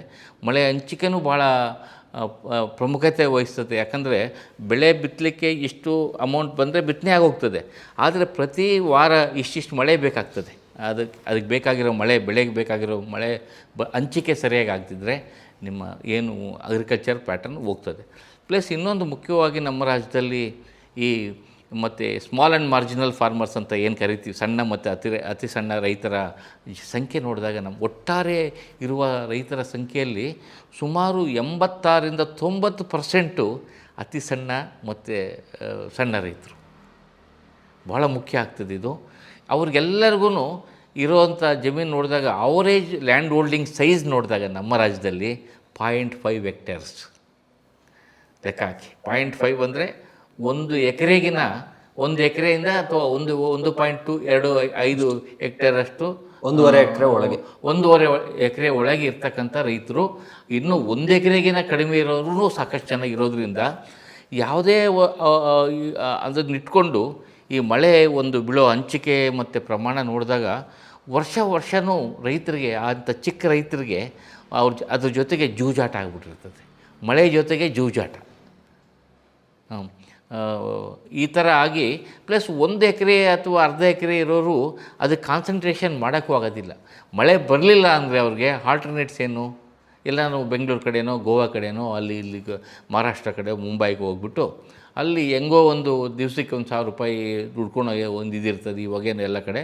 ಸೊ ದಟ್ ಈಸ್ ಮೋರ್ ಅಂದರೆ ಅದರಿಂದ ಬೆನಿಫಿಟ್ ಜಾಸ್ತಿ ಆಗ್ತದೆ ಅನ್ನೋದು ಮೈಂಡಿಗೆ ಬಂದುಬಿಡ್ತದೆ ಅವ್ರಿಗೆ. ಅದರಿಂದ ನಮಗೆ ಏನಾಗ್ತದೆ, ಆ ರಾಯಚೂರು, ಗುಲ್ಬರ್ಗ ಈ ಭಾಗದ ಜನಗಳು ಜಾಸ್ತಿ ಗುಳಿಯ ಹೋಗುವಂಥ ಸಾಧ್ಯತೆಗಳು, ಅದರಲ್ಲೂ ಬರ ಇದ್ದಾಗ ಗುಳಿಯ ಹೋಗೋದು ಸರ್ವಸಾಮಾನ್ಯ ಅಲ್ಲಿ ಆ ಭಾಗದಲ್ಲಿ. ಸೊ ಇದರಿಂದ ಸ್ವಲ್ಪ ಗುಳೆ ಈ ವರ್ಷ ಇನ್ನೂ ಜಾಸ್ತಿ ಆಗುವ ಸಾಧ್ಯತೆಗಳು ಇದೆ ಮುಂದಿನ ದಿನದಲ್ಲಿ. ಈಗಾಗಲೇ ಸಾಕಷ್ಟು ಹೋಗಿದ್ದಾರೆ. ಈಗ ನೀವು ಹೇಳಿದ್ರಿ ಭಾಳ ಬಿತ್ತನೆ ಆಗೋಯ್ತು. ನಂಗೆ ಹೇಳಿದ್ನಲ್ಲ, ಜೂನ್ ತಿಂಗಳಲ್ಲಿ ಆ ಭಾಗದಲ್ಲಿ ಒಳ್ಳೆ ಮಳೆ ಆಯಿತು. ಜುಲೈ ತಿಂಗಳಲ್ಲಿ ಇವಾಗ ಕರಾವಳಿ ಮತ್ತು ಆಗ್ತಾಯಿದೆ. ಆದರೆ ಜೂನ್ ತಿಂಗಳಲ್ಲಿ ಉತ್ತರ ಒಳನಾಡಿನ ಹಲವು ಭಾಗದಲ್ಲಿ ಮಳೆ ಯಾವಾಗ ಆಯಿತೋ ಎಲ್ಲ ನಾವು ಯಾರೂ ಬರ ಅಂತ ನಾವು ಬರ ಅಂತ ಹೇಳಿ ಏನೇ ಆದ್ರೂ ಸಹ ರೈತರು ಏನು ಮಾಡ್ತಾರೆ, ಮಳೆ ಬಂತು ಅಂದರೆ ಅವ್ರು ಏನು ಬಿತ್ತನೆ ಮಾಡಬೇಕೋ ಅದನ್ನೇ ಮಾಡಿಬಿಡ್ತಾರೆ. ಸೊ ಅದೇ ಅವರೆಲ್ಲ ಪ್ರಿಪೇರ್ ಆಗಿರ್ತಾರೆ ಮೊದಲೇ ಯಾವ ಥರ ಇದು ಮಾಡಬೇಕು ಅಂತ. ಅದೇ ಥರ ಬಿತ್ತನೆ ಆಗೋಯ್ತು. 1 ತಿಂಗಳವರೆಗೂ ಕ್ರಾಪ್ ಚೆನ್ನಾಗೇ ಇತ್ತು. ತಿಂಗಳ ನಂತರ ಒಣ ಹವೆ ಯಾವಾಗ ಸ್ಟಾರ್ಟ್ ಆಯಿತೋ ಆವಾಗ ಹಾಕಿರೋ ಕ್ರಾಪ್ಸ್ ಎಲ್ಲ, ಬಿತ್ತನೆ ಆಗಿರೋ ಕ್ರಾಪ್ಸನ್ನು ಒಂದು ಸ್ಟೇಜಿಗೆ ಬಂದಾಗ ವಿಲ್ಟಿಂಗ್ ಅಂತ ಆಗ್ತದೆ. ಕ್ರಾಪ್ ಒಣಗಕ್ಕೆ ಶುರುವಾಗ್ತದೆ. ಒಣದ ಮೇಲೆ ಅದು ಒಂದು ಸ್ಟೇಜು ಸೊರಗುತ್ತದೆ ಅಂತಾರೆ. ಅದಾದಮೇಲೆ ಮತ್ತೆ ಮಳೆ ಬಂದರೂ ಸಹ ಅದು ಸ್ವಲ್ಪ ಹಸಿರಾಗ್ಬೋದು, ಆದರೆ ಉತ್ಪಾದನೆಯಲ್ಲಿ ಅರ್ಧಕ್ಕಿಂತ ಕಡಿಮೆ ಉತ್ಪಾದನೆ ಇಳಿದು ಬಿಡ್ತದೆ. ಇದು ಭಾಳ ಮುಖ್ಯ. ಇವಾಗಿರೋ ಕಂಡೀಷನು ಅದೇ ಥರ ಇದೆ. ಕೆಲವು ಕಡೆ ನಿಮ್ಗೆ ಗ್ರೀನಾಗಿ ಇವತ್ತು ಎಲ್ಲ ಒಣಗ್ತಾ ಇತ್ತು, ಮಳೆ ಬಂದುಬಿಡ್ತು, ಚೆನ್ನಾಗಿ ಆಗ್ತದೆ ಅನ್ನೋ ಅದು ಇರೋದಿಲ್ಲ ಯಾವತ್ತೂ ಅಷ್ಟೇ. ಒಂದು ಸಲ ಆ ಕ್ರಾಪ್ ಸ್ಟ್ರೆಸ್ಗೆ ಹೋಗ್ಬಿಟ್ರೆ ಮತ್ತು ನೀವು ಏನೇ ಕೊಟ್ಟರು ಪ್ರೊಡಕ್ಷನ್ನು ಕಮ್ಮಿ ಅದೇ ಆಗ್ತದೆ, ಅಂದರೆ ಉತ್ಪಾದನೆ ಕಡಿಮೆ ಅದೇ ಆಗ್ತದೆ ಆ ಕ್ರಾಪಲ್ಲಿ. ಸರಿ, ನನಗೆ ಅರ್ಥ ಆಗಿದ್ದನ್ನು ನಾನು ಬಹುಶಃ ಜನರಿಗೆ ಇದೇ ಪ್ರಶ್ನೆ ಇರುತ್ತೆ. ಅದಕ್ಕೆ ಈ ಮಳೆ ಹಂಚಿಕೆ ಪ್ರಮಾಣ ಅಂತ ಅಂದ್ರಿ, ನಾನು ಅಂದ್ಕೊಂಡಿದ್ದು ಇತ್ತೀಚಿನ ದಿನಗಳಲ್ಲಿ ಹೆಂಗಾಗ್ತಾ ಇದೆ ಅಂದರೆ, ಮಳೆ ಬರೋಷ್ಟೇ ಬರ್ತಾ ಇದೆ ಅಂತ ಹೇಳ್ತಾ ಇದ್ದಾರೆ, ಆದರೆ 6 ತಿಂಗಳಲ್ಲಿ ಬರೋ ಮಳೆ 3 ತಿಂಗಳಲ್ಲಿ ಸುರಿತಾ ಇದೆ.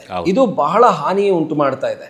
ಒಂದಷ್ಟು ಗುಡ್ಡ ಕುಸಿತ ಇರ್ಬೋದು, ಅಥವಾ ಬೇರೆ ಬೇರೆ ಕಡೆ ಬೆಳೆನೇ ಕೊಚ್ಚೋಗೋದಿರ್ಬೋದು, ಇದಾಗ್ತಾ ಇದೆ.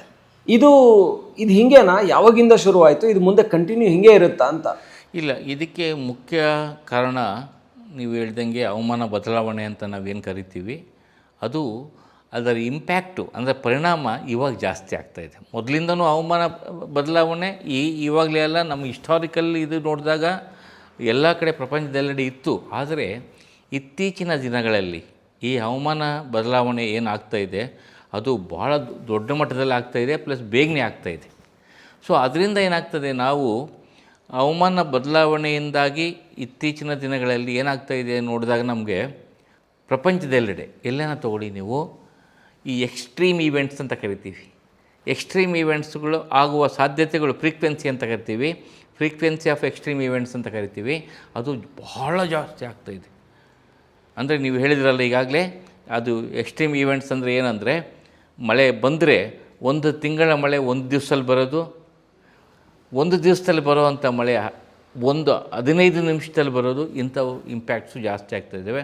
ಒಂದು ಕಡೆ ಹೆಚ್ಚು ಮಳೆ ಆಗ್ಬೋದು, ಕೆಲವು ಕಡೆ ಮಳೆನೇ ಬರ್ದಂಗೆ ವಾರಗಟ್ಟಲೆ ತಿಂಗಳಗಟ್ಟಲೆನೂ ಇರೋ ಸಾಧ್ಯತೆಗಳು ಜಾಸ್ತಿ ಇದೆ. ಇದು ಒಂದೇ ಅಲ್ಲ. ಸೊ ಹೆಚ್ಚಿನ ಮಳೆ ಒಂದೊಂದು ಕಡೆ ಒಂದೇ ದಿವಸ, ಒಂದು ವಾರದ, ನಿನ್ನೆ ಒಂದು ರೆಕಾರ್ಡ್ ಆಗಿದೆ ಇವತ್ತು ನೋಡಿದಾಗ, ಸುಮಾರು 1100 ಮಿಲಿಮೀಟ್ರ್ ಮಳೆ 24 ಗಂಟೆಯಲ್ಲಾಗಿದೆ. ಅದು ಬಹಳ ದೊಡ್ಡ ಮಟ್ಟದ ಮಳೆ. ಎಲ್ಲಿ 1000 ಅಂದರೆ ಸುಮಾರು 11 ಸೆಂಟಿಮೀಟ್ರ್ ಮಳೆ ಒಂದು ದಿವಸದಲ್ಲಿ. ನಮ್ಮ ರಾಜ್ಯದ ವಾರ್ಷಿಕ ವಾಡಿಕೆ ಮಳೆಯೇ 1150 ಮಿಲಿಮೀಟ್ರು, 11 ಸೆಂಟಿಮೀಟ್ರು. ಅಂಥದ್ದು ಒಂದು ದಿವಸದಲ್ಲಿ 1100 ಮಿಲಿಮೀಟ್ರು ಮಳೆ ಆಯಿತು ಅಂದರೆ ಲೆಕ್ಕ ಹಾಕಿ ಏನೇನು ಅದರಿಂದ ಪರಿಣಾಮಗಳು ಆಗ್ಬೋದು ಅಂತ. ಇಂಥ ಈವೆಂಟ್ಸು ಜಾಸ್ತಿ ಆಗ್ತಾಯಿದೆ. ಅದರಲ್ಲೂ ನಾವು ಏನು ಕ್ಲೌಡ್ ಬರ್ಸ್ಟ್ ಅಂತ ಕರಿತೀವಲ್ಲ, ಅಂಥ ಕ್ಲೌಡ್ ಬರ್ಸ್ಟ್ಗಳು ಅಂದರೆ ಸುರಿಯೋ ಮಳೆ, ವಾರಗಟ್ಟಲೆ ಬರೋವಂಥ ಮಳೆ ಕೇವಲ 1 ಗಂಟೆಯಲ್ಲಿ 100 ಮಿಲಿಮೀಟ್ರ್ ಮಳೆ ಬಂದರೆ ಅದಕ್ಕೆ ನಾವು ಕ್ಲೌಡ್ ಬರ್ಸ್ಟ್ ಅಂತ ಕರಿತೀವಿ. ಅಂಥ ಈವೆಂಟ್ಸ್ಗಳು ಅತಿ ಹೆಚ್ಚು ಆಗ್ತಾಯಿದೆ. ಅದ್ರ ಜೊತೆಗೆ ನಾವು ಏನು ಮಾನವನ ಹಸ್ತಕ್ಷೇಪ ಏನಿದೆ ನೈಸರ್ಗಿಕ ಇದ್ರ ಬಗ್ಗೆ, ಸಂಪನ್ಮೂಲಗಳ ಬಳಕೆಯಲ್ಲಿ ನಾವು ಸರಿಯಾಗಿ ಮಾಡ್ತಾಯಿಲ್ಲ. ಎಸ್ಪೆಷಲಿ ವೆಸ್ಟರ್ನ್ ಘಾಟ್ ಏರಿಯಾದಲ್ಲಿ ನಾವು ಏನು ಯಾವ ಥರ ನಡ್ಕೊತಾ ಇದ್ದೀವಿ ಪರಿಸರದ ಮೇಲೆ ಅಂತ ನೋಡಿದಾಗ ಸಾಕಷ್ಟು ಅದಕ್ಕೆ ಕಿರುಕುಳ ಕೊಡ್ತಾ ಇದ್ದೀವಿ. ಅದು ಕಿರುಕುಳನೇ ಅನ್ಬೋದು ನಾವು. ಹಂಗೆ ಕೊಟ್ಬಿಟ್ಟು ಸೊ ಅಲ್ಲಿನೂ ಈ ಮಾನವನ ಹಸ್ತಕ್ಷೇಪ ಎಲ್ಲಿ ಆಗ್ತದೆ, ಆ ಸ್ಲೋಪ್ಸ್ ಅಂತ ಕರಿತೀವಿ, ಅಂತ ಡಿಸ್ಟಬಿಲೈಜೇಷನ್ ಆಗಿಬಿಟ್ರೆ ಸ್ವಲ್ಪ ಮಳೆ ಜಾಸ್ತಿ ಆದಾಗ, ಕ್ಲೌಡ್ ಬರ್ಸ್ಟ್ ಅಂತ ಈವೆಂಟ್ಸ್ಗಳಾದಾಗ ಭೂಕುಸಿತಗಳು, ಫ್ಲಡ್ಗಳು ಈಗ ಆಗುವಂಥ ಸಾಧ್ಯತೆಗಳು ಜಾಸ್ತಿ ಇರ್ತದೆ. ಒಟ್ಟಾರೆ ನೋಡಿದಾಗ ಒಂದು ಕಡೆ ಜನಸಂಖ್ಯೆ ಜಾಸ್ತಿ ಆಗ್ತಿರೋದು ಒಂದು ಕಾರಣ, ಮುಖ್ಯ ಕಾರಣ ನಮಗೆ ಹವಾಮಾನ ಬದಲಾವಣೆಗೆ ಜನಸಂಖ್ಯೆ ಜಾಸ್ತಿ ಆಗ್ತಿರೋದು. ಆಮೇಲೆ ಇದು ಭೂ ಬಳಕೆ ಕ್ರಮ ಇದೆಯಲ್ಲ, ಲ್ಯಾಂಡ್ ಯೂಸ್ ಪ್ಯಾಟರ್ನ್ ಅಂತ ಕರಿತೀವಿ, ಅದು ಭಾಳ ಚೇಂಜಸ್ ಆಗೋಗ್ಬಿಟ್ಟಿದೆ. ಭೂ ಬಳಕೆಯಲ್ಲಿ ನಾವು ಯಾವ ಥರ ಚೇಂಜ್ ಮಾಡ್ತೀವಿ ಅಂದರೆ ಅಲ್ಲಿ ಇದ್ದಿದ್ದು ಆಮೇಲೆ ಸ್ವಲ್ಪ ವರ್ಷದಲ್ಲಿ ಇಲ್ಲಿರ್ತಕ್ಕಂಥ ಬೆಂಗಳೂರಲ್ಲಿ ಇರ್ತಕ್ಕಂಥ ಗುಡ್ಡಗಳೇ ಬೆಟ್ಟಗಳೇ ಕರಗೋಗಿದ್ದಾವೆ ಅಂದರೆ ಯಾವ ಥರ ನಾವು ಭೂ ಬಳಕೆ ಮಾಡ್ತೀವಿ ಅನ್ನೋದು ಗೊತ್ತಾಗ್ತದೆ. ಸರ್, ಇದ್ರ ನಡುವೆ ನಾವು ಇಂಟರ್ವ್ಯೂನಾಗಿ ಈ 2018ರಲ್ಲಿ ಕೊಡಗಲ್ಲಾಗಿದ್ದು, ವಯನಾಡಲ್ಲಾಗಿದ್ದು ಇದೆಲ್ಲ ಬಹುಶಃ ಕ್ಲೌಡ್ ಬರ್ಸ್ಟಿಂದಾನೆ. ಯಾಕೆಂದರೆ ಅದಕ್ಕಿಂತ ಹಿಂದಿನ ವರ್ಷಗಳಲ್ಲೂ ಅದಕ್ಕಿಂತ ಹೆಚ್ಚು ಮಳೆ ಆಗಿತ್ತು. ಆದರೆ ಅದಾಗುವಾಗ ನಾವು ಬಹುಶಃ ಲ್ಯಾಂಡ್ ಹಾಳು ಮಾಡ್ಕೊಂಡಿದ್ವಿ, ಒಂದಷ್ಟು ಅಗದು ಅದನ್ನು ಬಗ್ದು ಏನೇನೋ ಮಾಡಿದ್ವಿ. ಸೊ ಇದಾಗಿದ್ದರಿಂದನೇ ಬಹುಶಃ ನೀವು ಹೇಳ್ತಾ ಇರೋದು ಅದು ಅಂತ ಅನಿಸುತ್ತೆ ಈಗ ಆಗ್ತಾ ಇರೋದು. ಸೊ ಇದಕ್ಕೆ ಸರ್ಕಾರ ಏನಾದರೂ ಪ್ರಿಕಾಷನ್ಸು, ಪ್ರಿವೆನ್ಷನ್ಸ್ ಏನಾದರೂ ಮಾಡ್ತಾ ಇದೆಯಾ? ಎಚ್ಚರಿಕೆ ಏನಾದರೂ ಕೊಡೋ ಅರಣ್ಯ ಇಲಾಖೆ ಏನಾದ್ರು ಮಾಡ್ತಾರಾ ಈ ಥರದ್ದು ಅಂತ? ಅಲ್ಲ, ಆ್ಯಕ್ಚುಲಿ ನೋಡಿ, ಯಾವುದೇ ವಿಪತ್ತುಗಳ ಆಗಬೇಕಾದ್ರೆ ನಾವು ಕೆಲವು ವಿಪತ್ತುಗಳನ್ನು ತಡೆಗಟ್ಟಕ್ಕಾಗೋದಿಲ್ಲ. ಆದರೆ ಅದರಿಂದ ಆಗುವ ಪರಿಣಾಮಗಳೇನಿರ್ತವೆ ಅವನ್ನು ಉಪಶಮನ ಮಾಡ್ಬೋದು. ನೀವು ಸರಿಯಾದ ಪೂರ್ವ ಸಿದ್ಧತೆ ಮಾಡಿಕೊಂಡಾಗ ವಿಪತ್ತುಗಳಿಂದ ಆಗುವ ಅನಾಹುತಗಳನ್ನು ಸಾಕಷ್ಟು ತಗ್ಗಿಸ್ಬೋದು. ಭಾಳ ಚೆನ್ನಾಗೇ ಇದೆ. ಮೊದಲು ಏನು ಈಗ ವಿಪತ್ತು ನಿರ್ವಹಣೆಗೆ ನಮಗೆ ಫೈನಾನ್ಷಿಯಲ್ ಸಪೋರ್ಟ್ ಆಗಿರ್ಬೋದು, ನಮಗೆ ಬಡ್ಜೆಟ್ ಅಲೊಕೇಶನ್ಸಲ್ಲಿ ಬರ್ತಾಯಿದ್ದ ದುಡ್ಡು. ಮೊದಲು ನಮಗೆ, ನಾನು ನೋಡಿದಂಗೆ, ನಾನು 30-35 ವರ್ಷ ಈ ಫೀಲ್ಡಲ್ಲಿ ಕೆಲಸ ಮಾಡಿದ್ದೀನಿ. ಮೊದಲು ನಿಮಗೆ ಕೆಲಾಮಿಟಿ ಫಂಡ್ ಅಂತ ಬರ್ತಾಯಿತ್ತು. ಕೆಲಾಮಿಟಿ ಅಂದರೆ ಫಾರ್ ಎಕ್ಸಾಂಪಲ್ಲು ಏನನ್ನ ಒಂದು ಆಯಿತು, ಅಲ್ಲಿ ಅವ್ರಿಗೆ ಜಸ್ಟ್ ಅವ್ರ ರಿಲೀಫ್ ಕೊಡೋಕ್ಕೆ ಮಾತ್ರ ದುಡ್ಡು ಬರ್ತಾಯಿತ್ತು. ಆದರೆ ಇತ್ತೀಚಿನ ದಿನದಲ್ಲಿ ಹೆಂಗಾಗಿದೆ ಅಂದರೆ ರಿಲೀಫ್ ಸೆಂಟ್ರಿಕ್ ಅಂತ ನಾವೇನು ಕರಿತಿದ್ದೀವಿ, ಇವಾಗ paradigm shift from relief centric to ಬೇರೆ.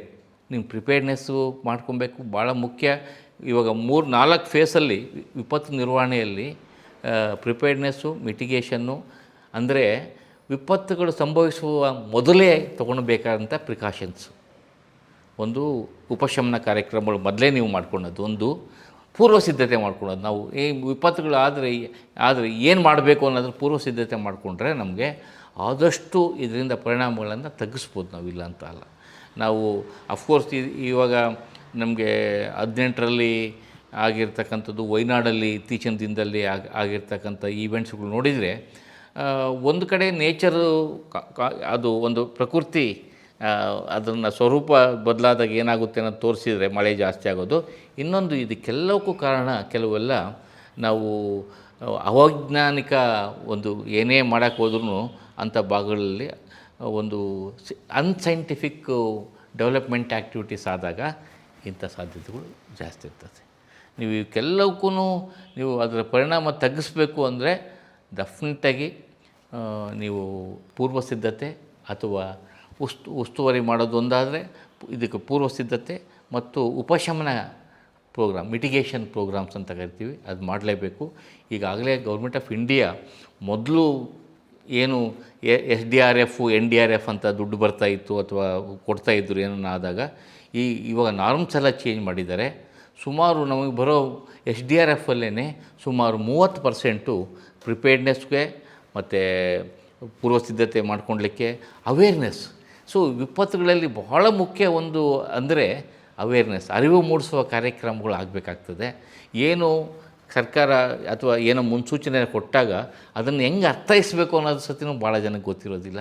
ಸೊ ಇದನ್ನೆಲ್ಲನೂ ಅರಿವು ಮೂಡಿಸುವ ಕಾರ್ಯಕ್ರಮ, ಸಮುದಾಯನ ಒಳಪಡಬೇಕು. ಯಾವುದೇ ವಿಪತ್ತು ನಿರ್ವಹಣೆಯಲ್ಲಿ ಏನನ್ನ ಮಾಡಬೇಕಂದ್ರೆ ನೀವು ಸಮುದಾಯವನ್ನು ಒಳಪಡಿಸ್ಕೊಂಡೇ ಮಾಡಬೇಕಾಗ್ತದೆ. ಸರ್, ಇಲ್ಲಿ ತಾವು ಹೇಳಿದ್ದು ತುಂಬ ಇಂಪಾರ್ಟೆಂಟ್ ವಿಷಯ. ಅಂದರೆ ಈ ನೀವು ಮಾನಿಟ್ರಿಂಗ್ ಮಾಡ್ತೀರಾ, ಸೊ ಡಿಸಾಸ್ಟರ್ ಏನಾಗುತ್ತೆ ಅನ್ನೋದು ಸರ್ಕಾರಕ್ಕೆ ನೀವು ಕೊಡ್ತೀರಾ, ಹೀಗಾಗೋ ಸಾಧ್ಯತೆ ಇದೆ, ಹೀಗಾಗೋ ಚಾನ್ಸಸ್ ಜಾಸ್ತಿ ಇದೆ ಅಂತ. ಇದನ್ನು ಸರ್ಕಾರ ಕೃಷಿಕರಿಗೆ ಜನಸಾಮಾನ್ಯರಿಗೆ ಹೇಳಿದರೆ ಡಿ ಕೆ ಶಿವಕುಮಾರ್ ಅವ್ರು ಮೊನ್ನೆ ಅಂದರು ಬಿತ್ತನೆ ಮಾಡೋ ಮೊದಲು ಯೋಚನೆ ಮಾಡಿ ಅಂತ. ಬಟ್ ಜನ ಅದಕ್ಕೆ ವಿರೋಧ ಶುರು ಮಾಡಿಕೊಂಡ್ರು. ನೋಡಿ ಬಿತ್ತನೆ ಮಾಡಬೇಡಿ ಅಂತ ಇದ್ದಾರೆ ಅನ್ನೋ ರೀತಿ. ಇದನ್ನ ಹ್ಯಾಂಡಲ್ ಮಾಡೋದು ಕಷ್ಟ ಆಗ್ಬಿಡುತ್ತಲ್ವಾ? ಹೆಂಗೆ ಹ್ಯಾಂಡಲ್ ಮಾಡ್ಬೇಕು ಇದನ್ನ ಸರ್ಕಾರ ಆಗಲಿ? ಯಾವತ್ತೂ ಅಷ್ಟೇ ಸಮುದಾಯದ ಬಗ್ಗೆದಲ್ಲಿ ಅರಿವು ಮೂಡಿಸ್ಬೇಕಂದ್ರೆ ಹಂಗೆ ಹೇಳಿದ್ರೆ ಆಗೋದಿಲ್ಲ. ಯಾವತ್ತೂ ಅಷ್ಟೇ. ಇವಾಗ ನಮಗೆ ಕಾವೇರಿಯಲ್ಲಿ ಈ ವರ್ಷ ನೀರಿನ ಹರಿವು ಭಾಳ ಕಡಿಮೆ ಇದೆ. ಕಮಾಂಡ್ ಏರಿಯಾದಲ್ಲಿ ಅವಾಗ ಡ್ಯಾಮ್ಗಳಲ್ಲಿ ಭಾಳ ಶೇಖರಣೆ ಕಡಿಮೆ ಆಗಿದೆ, ಸಂಗ್ರಹಣ ಕಡಿಮೆ ಆಗಿದೆ. ಇದೆಲ್ಲ ಸರಿಯೇ. ಅದನ್ನು ಅಫ್ಕೋರ್ಸ್ ಕಮಾಂಡ್ ಏರಿಯಾದವ್ರು ಏನು ಮಾಡ್ತಾರೆ, ಅಚ್ಚುಕಟ್ಟು ಪ್ರದೇಶದಲ್ಲಿ ಅವರು ಅದೇ ಕ್ರಾಪುಗಳಿಗೆ ಸ್ಟಿಕನ್ ಆಗಿಬಿಟ್ಟಿರ್ತಾರೆ. ಅವರು ಭತ್ತ ಬಿತ್ತಬೇಕು, ಕಬ್ಬು ಹಾಕಬೇಕು. ಇವು ಹೆಚ್ಚು ನೀರು ಬಳಕೆ ಮಾಡುವಂಥ ಬೆಳೆಗಳು ಇವೆಲ್ಲ. ಸೊ ಅವರು ಹೇಳೋದು ಬಿತ್ತನೆ ಮಾಡಬಾರ್ದು ಅಂತಲ್ಲ. ಕಮಾಂಡ್ ಏರಿಯಾಗಳಲ್ಲಿ ಬಿತ್ತನೆ ಮಾಡಲಿಕ್ಕೆ ಇವಾಗ ನೀರಾವರಿ ಮಾಡದಿದ್ರೂ ಸಹ ಬೇರೆ ಬಿತ್ತನೆ ಮಾಡಲಿಕ್ಕೂ ಅವ್ರಿಗೆ ಭಾಳ ಕ್ರಾಪ್ಸ್ ಇದ್ದಾವೆ. ನೀರು ಕಡಿಮೆ ಉಣಿಯುವಂಥ ಕ್ರಾಪ್ಸು. ಅದರಲ್ಲೂ ಆ ಕಮಾಂಡ್ ಏರಿಯಾದಲ್ಲಿ ಏನಾಗ್ತದೆ ಅಂದರೆ ಅಚ್ಚುಕಟ್ಟು ಪ್ರದೇಶದಲ್ಲಿ ತೇವಾಂಶ ಜಾಸ್ತಿ ಇರ್ತದೆ.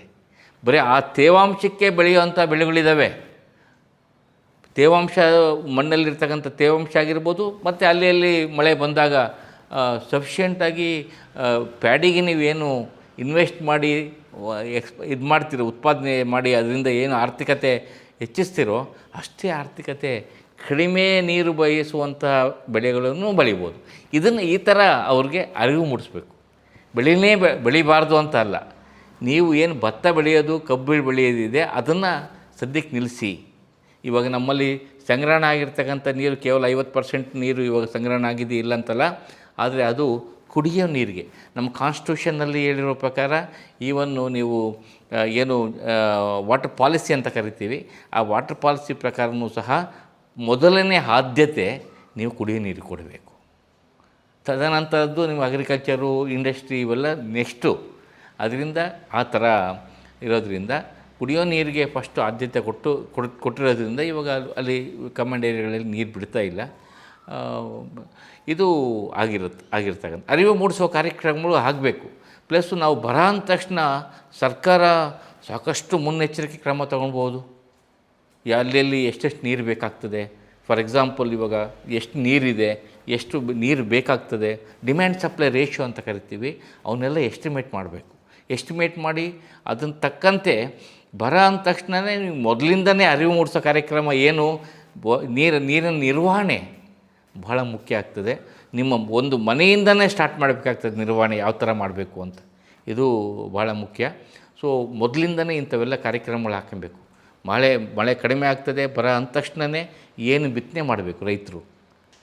ಶಾರ್ಟ್ ಡ್ಯೂರೇಷನ್ ಕ್ರಾಪ್ಸ್ ಹಾಕಬೇಕಾ, ಲಾಂಗ್ ಡ್ಯೂರೇಷನ್ ಕ್ರಾಪ್ಸ್ ಹಾಕಬೇಕಾ, ಅದು ಹೆಚ್ಚು ನೀರು ಬಯಸುವಂಥ ಕ್ರಾಪ್ಸು ಬೆಳೆಯೋಕ್ಕಾಗೋದೇ ಇಲ್ಲ. ಫಸ್ಟ್ ಆಫ್ ಆಲು ಡ್ರೌಟಲ್ಲಿ ಎಂಥ ಕ್ರಾಪ್ಸ್ ಹಾಕಬೇಕು, ಅದಕ್ಕೆ ಬೇಕಾಗಿರೋ ಸೀಡ್ಸ್ ಇದ್ದಾವ, ಅದಕ್ಕೆ ಬೇಕಾಗಿರೋ ಫರ್ಟಿಲೈಸರ್ಸ್ ಇದೆ, ಇವೆಲ್ಲನೂ ಪೂರ್ವ ಸಿದ್ಧತೆ ಮಾಡ್ಕೊಬೇಕು. ಜನರಲ್ಲಾಗಿ ನಾವೇನು ಮಾಡ್ತೀವಿ, ಕ್ರಾಪಿಂಗ್ ಪ್ಯಾಟರ್ನ್ ಬಂದಾಗ ಯಾವ ವರ್ಷ ಎಲ್ಲೆಲ್ಲಿ ಯಾವಾಗ ಹಾಕ್ತೀವೋ ಅದೇ ಹಾಕ್ತೀವಿ, ಅದು ಹಾಕ್ಬಾರ್ದು. ಬರ ಅಂದ ತಕ್ಷಣ ಬರಕ್ಕೆ ತುತ್ತಾಗದಂತಹ ಕ್ರಾಪ್ಗಳು ಸಾಕಷ್ಟಿದ್ದಾವೆ. ನಾವೇನು ಇವಾಗ ಮಿಲೆಟ್ಸ್ ಅಂತ ಕರಿತಿದ್ದೀವಿ, ಆ ಕ್ರಾಪ್ಸು ಭಾಳ ಕಡಿಮೆ ನೀರು. ನಮ್ಮ ರಾಜ್ಯದಲ್ಲಿ ಮೊದಲಿಂದಲೂ ಬರ ಇದ್ದಿದ್ದೆ, ಮೊದಲೆಲ್ಲ ಬರ ಬರ್ತಿರ್ಲಿಲ್ಲ, ಬರ ಅಂತ ಯಾರು ಕೇಳ್ತಿರ್ಲಿಲ್ಲ. ಇವಾಗ ಏನಾಗಿದೆ ಅಂದರೆ ಈ ಜನಗಳಲ್ಲಿ ಬರ ಅಂದ ತಕ್ಷಣ ಏನೋ ನಮಗೆ ಅದರಿಂದ ಮಳೆ ಬರಲಿಲ್ಲ, ಕ್ರಾಪ್ಸ್ ಆಗಲಿಲ್ಲ ಅಂದ ತಕ್ಷಣ ಗೌರ್ಮೆಂಟ್ನ ಸಪೋರ್ಟ್ ಕೇಳೋದಾಗ್ತದೆ. ಆದರೆ ಅದಕ್ಕೆ ನಾವು ಮಾಡಬೇಕಾಗಿರೋದು ಯಾವ ಬೆಳೆ ಬೆಳಿಬೇಕು, ಜೂನ್ ತಿಂಗಳಲ್ಲಿ ಮಳೆ ಬರ್ತಿದ್ರೆ ಜುಲೈಯಲ್ಲಿ ಏನು ಮಾಡಬೇಕು, ಜುಲೈ ತಿಂಗಳು ಮಳೆ ಕೈ ಕೊಟ್ಟರೆ ಆಗಸ್ಟಲ್ಲಿ ಏನು ಮಾಡಬೇಕು, ಕಾಂಟಿಜೆನ್ಸಿ ಕ್ರಾಪ್ ಪ್ಲಾನಿಂಗ್ ಅಂತ ಮಾಡಿಟ್ಟಿರ್ತಾರೆ. ಬಟ್ ಇದು ಸರ್, ಇಲ್ಲಿ ಇಂಟರ್ವ್ಯೂನ್ ಆಗ್ತಾ ಇದ್ದೀನಿ, ಸರ್ಕಾರ ಇದನ್ನು ಕೊಡೋ ಪ್ರಯತ್ನನೂ ಮಾಡೋದಿಲ್ಲ, ಜನ ಅದನ್ನು ಕೇಳೋ ಪ್ರಯತ್ನನೂ ಮಾಡ್ತಾ ಇಲ್ಲ. ಇದಕ್ಕೊಂದು ಪ್ಲ್ಯಾನ್ ಇಲ್ವಾ ಸರ್ಕಾರದಲ್ಲಿ? ಅಂದರೆ ಈ ಸಾರಿ ಬರ ಬರುತ್ತೆ ಅಂದರೆ ಪ್ರಿಪೇರ್ಡ್ ಆಗಿ ಈ ಬೆಳೆ ಬೆಳೀರಿ, ಇದ್ರ ಬದಲು ಇದಿಟ್ಕೊಳ್ಳಿ, ಆಲ್ಟರ್ನೇಟನ್ನು ಮಾಡಿ ಅನ್ನುವಂಥ ಮಾಹಿತಿ ಕೊಟ್ಟು ಅವ್ರಿಗೆ ಅರಿವು ಮೂಡಿಸ್ಬೇಕಾದಂಥ ಪ್ರಯತ್ನಗಳನ್ನ ಇಲ್ಲಿವರೆಗೂ ಕಾಣ್ತಾ ಇಲ್ಲ. ಇಷ್ಟು ಇವತ್ತು ಕಮ್ಯುನಿಕೇಷನ್ ಈಸಿ ಆಗಿದೆ. ಇವತ್ತು ಎಲ್ಲ ಕಡೆ ಸರ್ಕಾರ ಮನೆಗೆ ಹಳ್ಳಿಗೆ ತಲುಪೋದು ತುಂಬ ಸುಲಭವಾಗಿ. ಯಾಕೆ ಮಾಡ್ತಾ ಇಲ್ಲ ಅಂತ? ಇಲ್ಲ, ಈಗ ಏನಾಗ್ತದೆ, ಸರ್ಕಾರದ ಮಟ್ಟದಲ್ಲಿ ಸಾಕಷ್ಟು ಮೀಟಿಂಗ್ಸ್ ಆಗ್ತದೆ. ಬರ ನಿರ್ವಹಣೆ ಬಗ್ಗೆ ಏನು ಮಾಡಬೇಕು, ಕುಡಿಯೋ ನೀರಿನ ಯಾವ ಥರ ಮಾಡಬೇಕು, ಮೇವಿನ ನಿರ್ವಹಣೆ ಯಾವ ಥರ ಮಾಡಬೇಕು ಅನ್ನೋದು ಇಲ್ಲೇ ಆಗ್ತದೆ. ಆದರೆ ಇದನ್ನು ಲಾಸ್ಟ್ ಮೈಲ್ ಅಂತ ಕರಿತೀವಿ, ಕಡೆಯ ವ್ಯಕ್ತಿಗೆ ತಲುಪಿಸೋದಿದೆಯಲ್ಲ ಅದು ಭಾಳ ಮುಖ್ಯ. ಅದು ಆಗೋದಿಲ್ಲ, ಅಷ್ಟೇ ಆಗ್ತಾಯಿಲ್ಲ. ನಾವು ಇಲ್ಲಿ ಸ್ಟೇಟಲ್ಲಿ ಡಿಸ್ಟಿಕ್ಸಲ್ಲಿ ಅಲ್ಲಿ ಇಲ್ಲಿ ಕೂತ್ಕೊಂಡು ಪ್ಲ್ಯಾನ್ ಮಾಡ್ಕೊಳೋದು ಒಂದಾದರೆ, ಅದು ಕಡೆ ವ್ಯಕ್ತಿಗೆ ತಲುಪಿಸೋದಿದೆಯಲ್ಲ ಅದು ಪ್ರಾಬ್ಲಿ ಸರ್ಕಾರಕ್ಕಿಂತ ಜಾಸ್ತಿ ರೋಲು ಮಾಧ್ಯಮದವ್ರದ್ದು ಇರ್ತದೆ. ಅದನ್ನ ಅವ್ರು ಮಾಡಬೇಕಾಗ್ತದೆ. ಸರ್, ಈಗ DCM ಅವರು ಹೇಳಿದ್ದಾರೆ ಪ್ರತಿ ಶಾಸಕರಿಗೆ 1 ಕೋಟಿ ಕೊಟ್ಟಿದ್ದೀವಿ, ಪ್ರತಿ ಜಿಲ್ಲಾಧಿಕಾರಿಗಳಿಗೆ 5 ಕೋಟಿ ಇಟ್ಟಿದ್ದೀವಿ, ಕುಡಿಯೋ ನೀರಿಗೆ ಯಾವುದೇ ಕೊರತೆ ಆಗಬಾರ್ದು ಅಂತ. ಇದರಿಂದ ಮ್ಯಾನೇಜ್ ಮಾಡೋದಕ್ಕೆ ಸಾಧ್ಯನಾ? ಬರವನ್ನು ಸದ್ಯದ ಮಟ್ಟಿಗೆ ಜನರಿಗೆ ತೊಂದರೆ ಆಗಿರಂಗೆ ಮಾಡೋದಕ್ಕೆ ಸಾಧ್ಯನಾ? ಇನ್ನೊಂದು, ಬರ ನಿರ್ವಹಣೆ ಇದೆಯಲ್ಲ, ಬರನ ನಿರ್ವಹಣೆ ಕೇವಲ 5 ಕೋಟಿ 1 ಕೋಟಿ ಕೊಟ್ಟ ತಕ್ಷಣ ಬರ ನಿರ್ವಹಣೆ ಆಗೋದಿಲ್ಲ. ಅದು ಆಗೋದಿಲ್ಲ. ಇದೇನಂದ್ರೆ ತಾತ್ಕಾಲಿಕ ಅಷ್ಟೇ. ಈಗ ನೀವು ಏನು 5 ಕೋಟಿ ಕೊಡ್ತೀರಾ, 1 ಕೋಟಿ ಕೊಡ್ತೀರಾ, ಸದ್ಯದ ಪರಿಸ್ಥಿತಿಯಲ್ಲಿ ಎಲ್ಲೆಲ್ಲಿ ಕುಡಿಯೋ ನೀರಿನ ಅಭಾವ ಉಂಟಾಗ್ತದೆ ಅದನ್ನು ಸಪ್ಲೈ ಮಾಡೋಕ್ಕೆ ಒಂದು ಸ್ಕೀಮ್ ಇರ್ತವೆ. ಮೇವಿನ ಕೊರತೆ ಆದರೆ ಅದನ್ನು ಸಪ್ಲೈ ಮಾಡೋಕ್ಕೆ ಇರ್ತದೆ. ಆದರೆ ಹೆಚ್ಚುವರಿಯಾಗಿ ಇವಾಗ ಬೆಳೆ ಹಾನಿ ಆಯಿತು, ಅದಕ್ಕೆಲ್ಲ ಇದನ್ನ ಉಪಯೋಗಿಸೋಕ್ಕಾಗೋದಿಲ್ಲ. ಅದು ಜಸ್ಟ್ ಇದು ಏನಂದರೆ ಕುಡಿಯೋ ನೀರಿನ ಅಭಾವ ನೀಗಿಸೋಕ್ಕಾಗಿರ್ಬೋದು, ಅಥವಾ ಮೇವಿನ ಅಭಾವ ನೀಗಿಸೋಕ್ಕಾಗಿರ್ಬೋದು, ಅಥವಾ ಚಿಕ್ಕ ಬೋರ್ವೆಲ್ಗಳಲ್ಲಿ ಏನೋ ಸಣ್ಣ ಪ್ರಾಬ್ಲಮ್ ಇದ್ದು ಮೋಟ್ರ್ ಪಂಪ್ಗಳು ಇವೆಲ್ಲ ಕೆಟ್ಟೋಗಿರ್ತವೆ, ಕೆಲವು ಕಡೆ ಹ್ಯಾಂಡ್ ಪಂಪ್ಸ್ಗಳು, ಇಂಥವೆಲ್ಲ ರಿಪೇರಿ ಮಾಡಿಸಿ ಒಂದು ಆಗ ಟೆಂಪ್ರರಿ ಅರೇಂಜ್ಮೆಂಟ್ಸ್ ಮಾಡಿಬಿಡಿ ಅಂತ ಸದ್ಯಕ್ಕೆ ಮಾಡೋ ಕಾರ್ಯಕ್ರಮಗಳಿಗೆ ಕೊಟ್ಟಿರ್ತಕ್ಕಂಥ ದುಡ್ಡು. ಇದು ನಿಮಗೆ ದೊಡ್ಡ ಮಟ್ಟದ ರಿಲೀಫ್ ಕೊಡೋಕ್ಕಾಗಿರ್ಬೋದು, ಅಂದರೆ ಪರಿಹಾರ ಕೊಡೋಕ್ಕಾಗಿರ್ಬೋದು, ಇನ್ನೂ ದೊಡ್ಡ ಪ್ರೋಗ್ರಾಮ್ಸ್ ಹಾಕ್ಕೊಂಡ್ಲಿಕ್ಕೆ ಆಗಿರ್ಬೋದು. ನಮಗೆ ಏನು ವರ್ಷ SDRF ಅಂತ ಬರ್ತದೆ, ಸ್ಟೇಟು ಡಿಸಾಸ್ಟರ್ ರೆಸ್ಪಾನ್ಸ್ ಫಂಡ್ ಬರ್ತದೆ, ಅದು ಸಾಕಾಗಲ್ಲ. ಅದಿರೋದೇ ಆ ಫಂಡ್ ಇರೋದು ಯಾತಕ್ಕೆ ಅಂದರೆ, ಇಂಥ ವಿಪತ್ತುಗಳು ಸಂಭವಿಸಿದಾಗ ತಕ್ಷಣಕ್ಕೆ ನೀವೇನೇನು ಕಾರ್ಯಕ್ರಮಗಳು ಹಾಕಬೇಕೋ ಅದನ್ನ ಹಾಕ್ಕೊಳ್ಲಿಕ್ಕೆ ಇರ್ತಕ್ಕಂಥ ಫಂಡ್ ಅದು ಅದಾದ ಇವಾಗ ಏನು ಆಗುತ್ತದೆ. ಇನ್ನೊಂದು, ಬರ ಅಂದ ತಕ್ಷಣ ಘೋಷಣೆ ಮಾಡಲಿಕ್ಕೂ ಸಾಕಷ್ಟು ಮಾರ್ಗಸೂಚಿಗಳಿದ್ದಾವೆ. ಗೌರ್ಮೆಂಟ್ ಆಫ್ ಇಂಡಿಯಾ ಇದು ಕೃಷಿ ಮಂತ್ರಾಲಯ ಹೊರತಂದಿರುವಂತಹ ಒಂದು ವಿಪತ್ತು ಕೈಪಿಡಿ ಇದೆ, ಒಂದು ಕೃಷಿ ಕೈಪಿಡಿ ಇದೆ. ಅದನ್ನು ಏನು ಕೊಟ್ಟಿದ್ದಾರೆ ನಾರ್ಮ್ಸ್ ಪ್ರಕಾರನೇ ನಾವು ಮಾರ್ಗಸೂಚಿಗಳನ್ನು ಅನುಸರಿಸಿನೇ ಬರ ಡಿಕ್ಲೇರ್ ಮಾಡಬೇಕಾಗ್ತದೆ. ಪ್ಲಸ್ ನಾವು ಬರೋಕ್ಕೆ ಏನೇನು ಕೇಳಬೇಕೋ ಅದನ್ನು ಸಹ ನಾರ್ಮ್ಸ್ ಹೊಂದಿದ್ದಾವೆ, ಅವನ್ನ ಇಟ್ಕೊಂಡೇ ನಾವು ಕೇಳಬೇಕಾಗ್ತದೆ. ಅದಕ್ಕೆಲ್ಲವಕ್ಕೂ ಏನಂದರೆ ಇಂಪಾರ್ಟೆಂಟು, ನೀವು ಕೇವಲ ಬರ ಜೂನ್ ತಿಂಗಳಲ್ಲಿ ಘೋಷಣೆ ಮಾಡಲಿಕ್ಕಾಗೋದಿಲ್ಲ, ಜುಲೈ ತಿಂಗಳ ಅಂತ್ಯ ಮುಗಿದ ಮೇಲೇ ನೀವು ಘೋಷಣೆ ಮಾಡಲಿಕ್ಕಾಗೋದು. ಅದ್ರ ಪ್ರಕಾರ ಟೈಮ್ಲಿನೆಸ್ ಅಂತ ಇದ್ದೀವಿ. ಆವಾಗ 2 ತಿಂಗಳು 4 ತಿಂಗಳಂತ ಹೇಳಿದೆ ಮುಂಗಾರು, ಅದರಲ್ಲಿ 2 ತಿಂಗಳ ಆದ ನಂತರ ಅವು ಏನೇನು ಪ್ಯಾರಾಮೀಟರ್ಸ್ ಕೊಟ್ಟಿದ್ದಾರೆ, 4-5 ಪ್ಯಾರಾಮೀಟರ್ಸ್ ಇರ್ತವೆ, ಅವರೆಲ್ಲ ಆದಮೇಲೆ ಅವನ್ನೆಲ್ಲ ದೊಡ್ಡ ಪ್ರೋಸೆಸ್ಸು. ಬರ ಡಿಕ್ಲರೇಷನ್ ಮಾಡೋದು ಒಂದು ತಕ್ಷಣಕ್ಕೆ ಆಗೋವಂಥದ್ದಲ್ಲ. ಎಲ್ಲ ಡಿಕ್ಲರೇಷನ್ಗೆ ನಾರ್ಮ್ಸ್ ಎಲ್ಲ ಫಾಲೋ ಮಾಡಿ ಲೀಸ್ಟ್ನ ನಾವು ಗುರುತಿಸಿದ ಮೇಲೆ ಅದು ಫೀಲ್ಡ್ಗೆ ಹೋಗಬೇಕಾಗ್ತದೆ. ಫೀಲ್ಡಲ್ಲಿ ಗ್ರೌಂಡ್ ಟ್ರೂತ್ ವೆರಿಫಿಕೇಷನ್ ಅಂತ ಕರಿತೀವಿ. ಅಲ್ಲಿ ಎಷ್ಟು ಲಾಸ್ ಆಗಿದೆ ಕ್ರಾಪ್ಸ್ ಅನ್ನೋದು ಎಸ್ಟಿಮೇಟ್ ಮಾಡಿದ್ಮೇಲೆ ಇವನ್ನೆಲ್ಲ ಒಳಗೊಂಡಂತೆ ನಾವು ಮೆಮೊರಾಂಡಮ್ ರೆಡಿ ಮಾಡಬೇಕಾಗ್ತದೆ. ಮೆಮೊರಾಂಡಮ್ ಸಬ್ಮಿಟ್ ಮಾಡಿದ್ಮೇಲೆ 8-10 ದಿವಸದಲ್ಲಿ ಸೆಂಟ್ರಲ್ ಟೀಮ್ IMCT ಅಂತ ಬರ್ತದೆ. ಅದು ಅವರು ಆನ್ಸೈಟ್ ಇನ್ಸ್ಪೆಕ್ಷನ್ಸ್ ಎಲ್ಲ ಮಾಡಿ ನಾವು ಕೊಟ್ಟಿರ್ತಕ್ಕಂಥ ಏನು ಕೇಳಿರ್ತಕ್ಕಂಥ ಕೋರಿಕೆ ಏನಿದೆ, ಇಲ್ಲಿ ಪರಿಣಾಮ ಏನಿದೆ ಅನ್ನೋದು ನೋಡಿ ಅದ್ರ ಮೇಲೆ ಡಿಸಿಷನ್ ತೊಗೊಂಡು NDRF ಅಡಿಯಲ್ಲಿ ನಾವು ದುಡ್ಡು ಕೇಳ್ಬೋದು. SDRF ಅಡಿಯಲ್ಲಿ ದುಡ್ಡು ಯಾವಾಗ ನಮಗೆ ಇದು ನಿರ್ವಹಣೆ ಮಾಡೋಕ್ಕಾಗೋದಿಲ್ವೋ ಅಂಥ ಟೈಮಲ್ಲಿ NDRF ಅಡಿಯಲ್ಲಿ ದುಡ್ಡು ಕೇಳಿ ಮೆಮೊರಾಂಡಮ್ ಸಬ್ಮಿಟ್ ಮಾಡಿದಾಗ ಈ ಪ್ರೋಸೆಸ್ ಎಲ್ಲ ಆಗ್ತದೆ. ಸರ್, ಈಗ ಈ ಒಂದು ಬರನ ಎದುರಿಸೋದು ಇದೆಲ್ಲ ಒಂದು. ಬೆಂಗಳೂರಿಗೆ ಟೆನ್ಷನ್ ಏನಂದ್ರೆ, ರಾಜ್ಯಕ್ಕೆ ಟೆನ್ಷನ್ ಏನಂದ್ರೆ, ಮುಂದಿನ ಬಾರಿ ಬೆಂಗಳೂರಿನವರಿಗೆ ನೀರಿಲ್ದಂಗೆ ಆಗ್ಬಿಟ್ರೆ, ಈ KRSL ನೀರು ಕಡಿಮೆ ಆದರೆ ಆಗಬಹುದಾ ಏನು, ಆ ಆತಂಕ ರಾಜ್ಯದಲ್ಲಿ ಇದ್ದೇ ಇರುತ್ತೆ ಯಾವಾಗ. ಹೌದು, ಇದು ಭಾಳ ಮುಖ್ಯ ಆಗ್ತದೆ. ಕುಡಿಯೋ ನೀರಿನ ಏನು ಸಪ್ಲೈ ಇದೆಯಲ್ಲ, ಅದು ಭಾಳ ದೊಡ್ಡ ಮಟ್ಟದ ಕಾರ್ಯಕ್ರಮ. ಅದು ನಮ್ಮ ರಾಜ್ಯದ ಒಟ್ಟಾರೆ ಪರಿಸ್ಥಿತಿ ನೋಡಿದಾಗ ನಮಗೆ ಸುಮಾರು 75-80% ಹಳ್ಳಿಗಳು ಏನಿದ್ದಾವೆ, ಭಾಗ ಏನಿದೆ, ಅದಕ್ಕೆಲ್ಲ ಕುಡಿಯೋ ನೀರಿನ ಮೂಲ ಅಂತರ್ಜಲ. ಇವಾಗ ಬೆಂಗಳೂರಿಗೆ ತಗೊಳ್ಳಿ, ಬೆಂಗಳೂರಲ್ಲಿ ನಾವು ಏನೇ ಕಾವೇರಿ ನೀರು ಕೊಟ್ಟರು 30% ಇವತ್ತಿಗೂ ಕುಡಿಯೋ ನೀರಿನ ಮೂಲ ಅಂತರ್ಜಲನೇ. ಅದರಿಂದ ನಾವು ಮುಖ್ಯವಾಗಿ ಮಳೆ ಕಡಿಮೆ ಆದ ತಕ್ಷಣವೇ ನಿಮಗೆ ಜಲಾಶಯಗಳಿಗೆ ಒಳಹರಿವು ಬರೋದು ಒಂದಾದರೆ ಅಂತರ್ಜಲದ ಏನು ನಮಗೆ ಮೂಲ ಏನಿದೆ ಮಳೆ ಅದು ಕಡಿಮೆ ಆದಾಗ ಇಂಗುವಿಕೆ ಕಡಿಮೆ ಆಗ್ತದೆ, ರೀಚಾರ್ಜ್ ಕಡಿಮೆ ಆಗ್ತದೆ. ಅದೇ ಟೈಮ್ಗೆ ಏನಾಗ್ತದೆ, ಬಳಕೆ ಜಾಸ್ತಿ ಆಗ್ತದೆ. ಯಾಕಂದರೆ ಪ್ರೆಷರ್ ಬೀಳೋದು, ನಿಮ್ಮ ಮಳೆ ಬಂದಿಲ್ಲ ಅಂದರೆ ಬೋರ್ವೆಲ್ಗಳೆಲ್ಲ ಪಂಪ್ ಮಾಡ್ತಾರೆ. ಸೊ ಅಂತರ್ಜಲದ ಮೇಲೆ ಪ್ರೆಷರ್ ಜಾಸ್ತಿ ಆದಾಗ ಅಂತರ್ಜಲದ ಮಟ್ಟ ಕುಸಿತದೆ. ಅಂತರ್ಜಲ ಮಟ್ಟ ಕುಸಿತದೆ, ಎಲ್ಲವರೆಗೂ ತಡ್ಕೊಳಕ್ಕೆ ಶಕ್ತಿ ಇರ್ತದೆ ಅಲ್ಲಿವರೆಗೂ ತಡ್ಕೊತದೆ. ಒಂದು ಮಟ್ಟಕ್ಕೆ ಹೋದಾಗ ಅಂತರ್ಜಲ ಬರೋದೇ ಕಡಿಮೆ ಆಗೋಗ್ತದೆ, ಬೋರ್ವೆಲ್ ನಿಂತೋಗ್ತವೆ.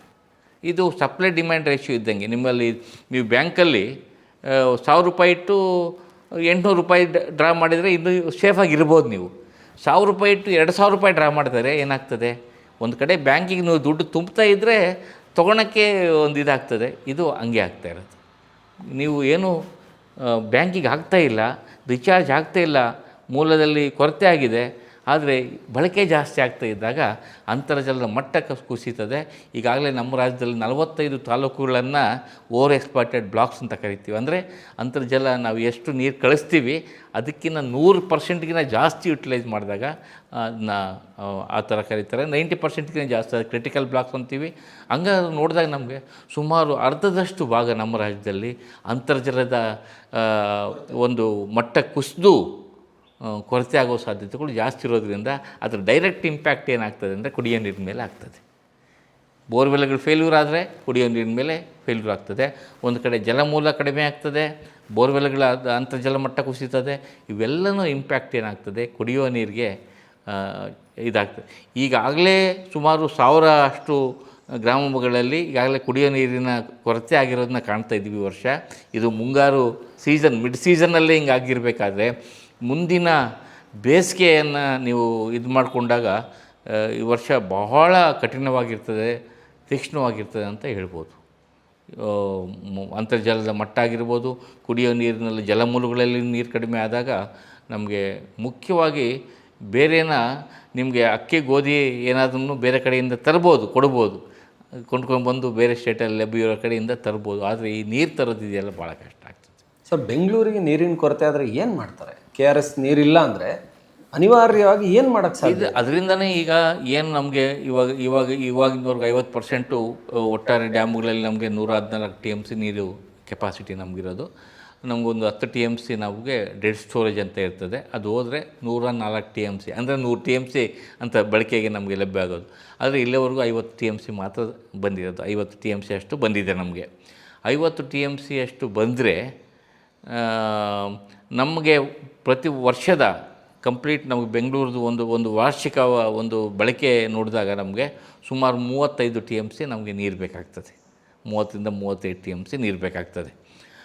ಈಗ ಕುಡಿಯೋ ನೀರಿಗೆ ನಾವು ಇವಾಗ ಏನು 50 TMC ನಮಗೆ ಡ್ಯಾಮ್ಗಳಲ್ಲಿ ಇದೆ ಅಂದ ತಕ್ಷಣ ಇನ್ನೊಂದು ಮುಖ್ಯವಾಗಿ ಹೇಳ್ಬೇಕಂದ್ರೆ ಕೇವಲ ಎಲ್ಲಿನೂ ಆದ ತಕ್ಷಣ ಮಳೆ ಕೊರತೆ ಆಗೋದೊಂದೇ ಅಲ್ಲ, ಅದ್ರ ಜೊತೆಗೆ ಟೆಂಪ್ರೇಚರ್ ಉಷ್ಣಾಂಶ ಏರಿಕೆ ಆಗ್ತದೆ. ಭಾಳ ಮುಖ್ಯ ಇದು. ಉಷ್ಣಾಂಶ ಏರಿಕೆ ಆದಾಗ ನಮಗೆ ಜಲಾಶಯಗಳಲ್ಲಿನ ನೀರಿನ ಎವಾಪರೇಷನ್ ಅಂತ ಏನು ಕರಿತೀವಿ, ಡೈರೆಕ್ಟ್ ಎವಾಪರೇಷನ್ನು ಆವಿಯಾಗೋದು ದಿವಸಕ್ಕೆ ಜಾಸ್ತಿ 30-35-36 ಟೆಂಪ್ರೇಚರ್ ಹೋದಾಗ ನಿಮಗೆ ಆವಿ ಸುಮಾರು 5 ಮಿಲಿಮೀಟ್ರಿಂದ 6 ಮಿಲಿಮೀಟ್ರ್ ಪ್ರತಿ ದಿವಸಕ್ಕೆ ಆಗ್ತದೆ. ಸರ್, ಕಳೆದ ವರ್ಷ ಇದು ನಡುವೆ ಹೈ ಟೆಂಪ್ರೇಚರ್ ಇದ್ದರೂ ಕೂಡ ಮಳೆ ಚೆನ್ನಾಗಿದ್ದರಿಂದ ಜಲಾಶಯಗಳು ಭರ್ತಿ ಆಗಿದ್ದರಿಂದ ಭರ್ತಿ ಆಯಿತು. ಅದರಿಂದ ಬಚಾವಾದ್ವಿ ನಾವು. ಆದ್ರೂ ಕೆಲವು ಕಡೆ ಆಗಲೇ ಅಂತರ್ಜಲ ಕುಸಿತ ಕಂಡು ಬಂದು ಬೋರ್ವೆಲ್ಗಳಲ್ಲಿ ನೀರು ಒಂದು ಬಳಕೆ ಜಾಸ್ತಿ ಆಗಬಾರ್ದು. ಇದೇನಾಗ್ತಾ ಇದೆ ಅಂದರೆ ನಮಗೆ ಎಲ್ಲ ಕಡೆಯೂ ಅಡಿಕೆ ಆಗ್ತಾ ಇದ್ದಾರೆ. ಬಯಲುಸೀಮೆಯಲ್ಲಿ ಅಡಿಕೆ ಎಷ್ಟು ಆಗ್ತಾಯಿದ್ದಾರೆ ಅಂದರೆ ಅಷ್ಟು, ಅದಕ್ಕೆಲ್ಲ ನೀರು ಬೇಕು. ನೀರು ಬೇಕಾದರೆ ಏನು ಮಾಡ್ತಾರೆ, ಮಳೆ ಚೆನ್ನಾಗಿ ಬಂದಿದ್ದ ವರ್ಷದಲ್ಲಿ ಚೆನ್ನಾಗಿ ಬಳಕೆ ಮಾಡ್ತಾರೆ, ಬೋರ್ವೆಲ್ಗಳಲ್ಲಿ ಬರ್ತದೆ. ಸೊ ಅದು ತದನಂತರ ಇರೋದಿಲ್ಲ. ಫಾರ್ ಎಕ್ಸಾಂಪಲ್ ನಮ್ಮ ರಾಜ್ಯದಲ್ಲಿ ಮಳೆ ದಿನಗಳಲ್ಲಿ ನೋಡಿದರೆ ಆವ್ರೇಜ್ ಮಳೆ ದಿನಗಳೇ 55. ಅದಕ್ಕಿಂತ ನೀವು ಕೆಲವು ಭಾಗದಲ್ಲಿ 30-40 ಮಳೆ ದಿನಗಳಿದೆ ಇರೋದಷ್ಟೇ. ಸೊ ನಿಮಗೆ 365 ದಿವಸದಲ್ಲಿ ಕೇವಲ ಒಂದು 4 ತಿಂಗಳು 3 ತಿಂಗಳು ನೀವು ನೀರು ಸಿಕ್ಕು, ಇನ್ನು 9 ತಿಂಗಳು ಎಲ್ಲಿಂದ ತರ್ತೀರ ನೀರು? ಎಲ್ಲ ಮುಖ್ಯ ಆಗ್ತದೆ. ಸೊ ಈ ಹೆಚ್ಚು ನೀರು ಬಯಸುವಂಥ ಕ್ರಾಪ್ಸು ಬೆಳೆಯೋದು ಭಾಳ ಅಂತರ್ಜಲ ಯೂಸ್ ಮಾಡಿ ಅದನ್ನು ನಿಲ್ಲಿಸ್ಬೇಕು ಫಸ್ಟ್ ಆಫ್ ಆಲ್. ಇದು ಆಗ್ತಾಯಿದೆ. ಬೆಂಗಳೂರಿಗೆ ನಾನು ಹೇಳ್ದಂಗೆ ಈಗಾಗಲೇ ನಮಗೆ ತಿಂಗಳಿಗೆ ಸುಮಾರು ಎರಡು TMC ಅಷ್ಟು ಯೂಸ್ ಮಾಡ್ತಿದ್ದೆ, 2.5 TMC. ಇವಾಗೇನು ಡ್ಯಾಮ್ಗಳಲ್ಲಿ ನೀರಿದೆ ಅದನ್ನು ಇನ್ನೂ ನಾವು ಡ್ಯಾಮ್ ತುಂಬೋದಿಲ್ಲ ಅಂತಲ್ಲ, ಇನ್ನೂ ಅರ್ಧದಷ್ಟು ಆಗಿದೆ, ಇನ್ನೂ ಬರೋ ಸಾಧ್ಯತೆಗಳಿರ್ತದೆ ಈಗಾಗಲೇ. ಸೊ ಇವತ್ತು ನಿನ್ನೆಯಿಂದ ಸ್ವಲ್ಪ ಮಳೆ ಆ್ಯಕ್ಟಿವ್ ಆಗಿದೆ. ಒಂದು ಸಲ ಡ್ಯಾಮ್ಗಳು ತುಂಬಿದ ತಕ್ಷಣ ನಮಗೆಲ್ಲನೂ ನೀಗಿಸುತ್ತೆ ಅಂತಲ್ಲ.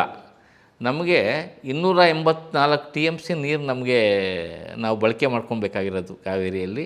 ಸುಮಾರು 177 TMC ತಮಿಳ್ನಾಡು ಕೊಡಬೇಕು. ಇಷ್ಟು ನೀರು ಜನ್ರೇಟ್ ಆಗಬೇಕು ವರ್ಷಕ್ಕೆ. ನೀವು ಕೇವಲ 50 TMC 60 TMC ಡ್ಯಾಮ್ಗಳು ಬಂದಿದೆ ಅಂದರೆ ಇದು ನೆಗ್ಲೆಕ್ಟ್ ಮಾಡಬೇಕು ನಾವು. ಅಲ್ಲಿ ಈ ವರ್ಷ ಇದೇ ಇಲ್ಲ ಅಂತ. ಅದರಿಂದ ಇವಾಗ ಏನು ಡ್ಯಾಮ್ಗಳು ಬರ್ತದೆ ಅಷ್ಟು ಫಸ್ಟ್ ಪ್ರಯಾರಿಟಿನ ಇಲ್ಲಿ ಬೆಂಗಳೂರಿಗೆ ನೀರು ಸರಬರಾಜು ಮಾಡಲಿಕ್ಕೆ ಏನು ಬೇಕಾಗ್ತದೆ, ಬೆಂಗಳೂರು ಅದು ಮಾಡಲೇಬೇಕಾಗ್ತದೆ. ಇನ್ನೇನು ಬೇರೆ ಇಲ್ಲಿ ಇವಾಗ ಸದ್ಯಕ್ಕೆ ಬೇರೆ ಮೂಲಗಳಿಲ್ಲ ಬೆಂಗಳೂರಿಗೆ. ಅದು ಮೂಲಗಳು ಮಾಡಬೇಕು, ಬೇರೆ ಮೂಲಗಳಿಂದ ನೀರು ತರಬೇಕಾಗ್ತದೆ. ಯಾಕಂದರೆ ಕಾವೇರಿ ಕೈ ಕೊಟ್ಟ ತಕ್ಷಣ ಬೆಂಗಳೂರು ನೀರಿಲ್ದಂಗೆ ಆದರೆ ಏನು ಮಾಡ್ತಾರೆ ಇವರು, ಇದಾಗ್ತದೆ. ಸೊ ಇವಾಗ ಸದ್ಯಕ್ಕೆ ಏನು ಡ್ಯಾಮ್ಗಳಲ್ಲಿ ನೀರಿದ್ದಾವೆ ಬಳಸ್ಕೊಳೋದು ಒಂದಾಯಿತು. ಬೆಂಗಳೂರು ಅಲರ್ಟ್ ಆಗಿರಬೇಕು ಅಂತ ಹೇಳ್ತಾ ಇದ್ದೀರಾ. ಅದರ ಜೊತೆಗೆ ಮುಂದೆ ಈ ನೀರು ಕಡಿಮೆ ಆಗೋದ್ರಿಂದ, ಸ್ಟೋರೇಜು ಎಲ್ಲ ಕಡಿಮೆ ಆಗೋದ್ರಿಂದ ಪವರ್ ಮೇಲೆ ಕೂಡ ಹೊಡೆತ ಕೊಡುತ್ತೆ, ಪವರ್ ಪ್ರೊಡಕ್ಷನ್ ಕಡಿಮೆ ಆಗುತ್ತೆ. ಅದು ಇನ್ನೊಂದು ದೊಡ್ಡ ಸಮಸ್ಯೆ ಅದು. ಹೌದು. ಈಗಾಗಲೇ ನಾವು ಹೇಳ್ದಂಗೆ ಬೆಂಗಳೂರಲ್ಲಿ ಕುಡಿಯುವ ನೀರಿನ ಅಭಾವ ಸಾಧ್ಯತೆಗಳು ಜಾಸ್ತಿ ಇದೆ. ಅದರಲ್ಲೂ ಮುಂದಿನ ಏನು ಬೇಸಿಗೆ ಬರ್ತದೆ ಆ ಟೈಮಲ್ಲಿ ಜಾಸ್ತಿ ಇರ್ತದೆ. ಈಗಾಗಲೇ ಅಂತರ್ಜಲ ಕುಸಿತ ಆಗಿರ್ತದೆ. ಈ ಮೂಲ ಜಲ ಏನಿದೆ ಅದರಲ್ಲೂ ಕಡಿಮೆ ಆಗಿರೋದು ಕಾಣ್ತಾ ಇದ್ದೀವಿ. ಇದು ಒಂದಾದರೆ ಇನ್ನೊಂದು, ಇವೆಲ್ಲವಕ್ಕೂ ಮೂಲ ಇವಾಗ ಈ ಬೋರ್ವೆಲ್ಗಳ ನೀರು ಎತ್ತಲಿಕ್ಕೆ ಬೇಕಾಗಿರೋದು ನಮಗೆ ಜಾಸ್ತಿ. ಇವಾಗ ಕನ್ಸಂಪ್ಷನ್ಸ್ ನೋಡಿದಾಗ ಪವರ್ ಕನ್ಸಂಪ್ಷನ್ನು ಭಾಳ ಆಗ್ತದೆ. ಆದರೆ ಉತ್ಪಾದನೆಯಲ್ಲಿ ನೋಡಿದಾಗ ನಾವೇನು ಐಡಲ್ ಪ್ರಾಜೆಕ್ಟ್ ಅಂತ 4 ಪ್ರಾಜೆಕ್ಟ್ಗಳಿದ್ದಾವೆ. ಆ 4-5 ಪ್ರಾಜೆಕ್ಟ್ಗಳಲ್ಲಿ ನೋಡಿದಾಗ ನಮಗೆ ಇವೆಲ್ಲನೂ ಮಳೆ ಅವಲಂಬಿಸಿರೋದು. ಮಳೆ ಜಾಸ್ತಿ ಆದರೆ ಐಡಲ್ ಪವರ್ ಡ್ಯಾಮ್ಗಳಲ್ಲಿ ನೀರು ಜಾಸ್ತಿ ಬರ್ತದೆ. ಈ ವರ್ಷದ ಪವರ್ ಜನ್ರೇಷನ್ನು ಸ್ಥಿತಿಗತಿ ನೋಡಿದಾಗ ನಮಗೆ ಕಾವೇರಿ ಆಗಿರ್ಬೋದು ಅಥವಾ ಕೃಷ್ಣದಲ್ಲಿ ಆಗಿರ್ಬೋದು ಸುಮಾರು 50ರಷ್ಟು ನೀರು ತುಂಬಿದೆ ಅಟ್ಲೀಸ್ಟು. ಆದರೆ ಇಲ್ಲಿ ಪವರ್ ಜನ್ರೇಷನ್ ಡ್ಯಾಮ್ಗಳೇನಿದ್ದಾವೆ, ಐಡಲ್ ಪವರ್ ಅಂತ ಕರಿತೀವಲ್ಲ, ಆ ಡ್ಯಾಮ್ಗಳಿಗೆ ಕೇವಲ 25% ಮಾತ್ರ ನೀರು ಬಂದಿರೋದು ಇಲ್ಲಿವರೆಗೂ. ಸೊ ಅದು ಭಾಳ ದೊಡ್ಡ ಮಟ್ಟದ, ಇವಾಗೆಲ್ಲ ಶಟ್ ಡೌನ್ ಮಾಡಿಬಿಟ್ಟಿದ್ದಾರೆ, ಈಗಾಗಲೇ ಉಪಯೋಗಿಸ್ತಾ ಇಲ್ಲ ಯಾವುದೂ. ಸೊ ಅದರಿಂದ ಮುಂದಿನ ಬೇಸಿಗೆ ಅಥವಾ ಮುಂದಿನ ದಿನದಲ್ಲಿ ಪವರ್ ಕಟ್ಟು ಆಗುವ ಸಾಧ್ಯತೆಗಳು ಜಾಸ್ತಿ ಇರ್ತದೆ. ಕೇವಲ ಪವರ್ ಕಟ್ಟು ಏನಾಗ್ತದೆ, ಒಂದು ಕಡೆ ನಮಗೆ ಜಲಮೂಲಗಳನ್ನು ಎತ್ತಬೇಕಾದ್ರೆ ಪವರ್ ಬೇಕಾಗ್ತದೆ, ಬೆಂಗಳೂರಿಗೆ ನೀರು ತರಲಿಕ್ಕೆ ಬೇಕಾದರೆ ಪವರ್ ಬೇಕಾಗ್ತದೆ. ನಮಗೆ 400 ಮೀಟ್ರ್ ಹೆಡ್ ಇದೆ. ನಮಗೆ ತೊರೆಕಾಡಿನಹಳ್ಳಿಯಿಂದ ಬೆಂಗಳೂರಿಗೆ ಬರೋದಕ್ಕೆ 400 ಮೀಟ್ರ್ ಹೆಡ್ಡು, 110 ಕಿಲೋಮೀಟ್ರು ಲೆಂತ್ ಇದೆ. ಸೊ ಇದಕ್ಕೆಲ್ಲನೂ ಪವರ್ ಭಾಳ ಮುಖ್ಯ ಆಗ್ತದೆ. ಮುಂದಿನ ದಿನದಲ್ಲಿ ಪವರ್ ಸೆಕ್ಟರಲ್ಲಿ ಸಾಕಷ್ಟು ಉತ್ಪಾದನೆ ಕಡಿಮೆ ಆಗಿ ಇಂಪ್ಯಾಕ್ಟ್ ಆಗೋ ಸಾಧ್ಯತೆ ಇರೋದ್ರಿಂದ ಈಗಾಗಲೇ ಅದಕ್ಕೇನು ಬೇರೆ ಕಡೆಯಿಂದ ತರೋ ಸಾಧ್ಯತೆಗಳಿದೆ. ಪವರ್ ತರ್ಬೋದು. ಅದಕ್ಕೆ ಆಗಲೇ ಸರ್ಕಾರ ಅದ್ರ ಬಗ್ಗೆ ಯೋಚನೆ ಮಾಡಿರ್ತದೆ. ಸರ್, ಈ ಸಿಚುವೇಶನ್ ನೋಡ್ತಾ ಇದ್ದರೆ ಬರೋ ದಿನಗಳಲ್ಲಿ ಏನು ಕೊರೋನಾ ಆದಾಗ ಹೆಲ್ತ್ ಎಮರ್ಜೆನ್ಸಿ ಅಂತ ಡಿಕ್ಲೇರ್ ಮಾಡಿದ್ರು, ಕ್ಲೈಮೇಟ್ ಎಮರ್ಜೆನ್ಸಿ ಅಂತ ಏನು ಆ ರೀತಿ ಒಂದು ಘೋಷಣೆ ಮಾಡೋ ದಿನಗಳು ಬರ್ತಾವ ಅಂತ? ಅಲ್ಲ, ಇದು ನೋಡಿ, ಕ್ಲೈಮೇಟ್ ಅಂದ ತಕ್ಷಣ ಇದು ಗ್ಲೋಬಲ್ ಫಿನಾಮಿನ. ನಾವು ಕೇವಲ ನಮ್ಮ ರಾಜ್ಯದಲ್ಲಿ ಬೆಂಗಳೂರಲ್ಲಿ ಮಾಡುವಂಥ ಕಾರ್ಯಗಳಿಂದ ನಾವು ಹಸಿರು ಅನಿಲಗಳನ್ನು ತೆಗೆಸ್ಬೋದು ಅನ್ನೋದು ತಪ್ಪದು. ಸೊ ಒಟ್ಟಾರೆ ನಮ್ಮ ಪ್ರಪಂಚದಲ್ಲಿ ಎಲ್ಲೆಡೆನೂ ಇದಕ್ಕೆ ದೊಡ್ಡ ಆಂದೋಲನ ಆಗಬೇಕಾಗ್ತದೆ.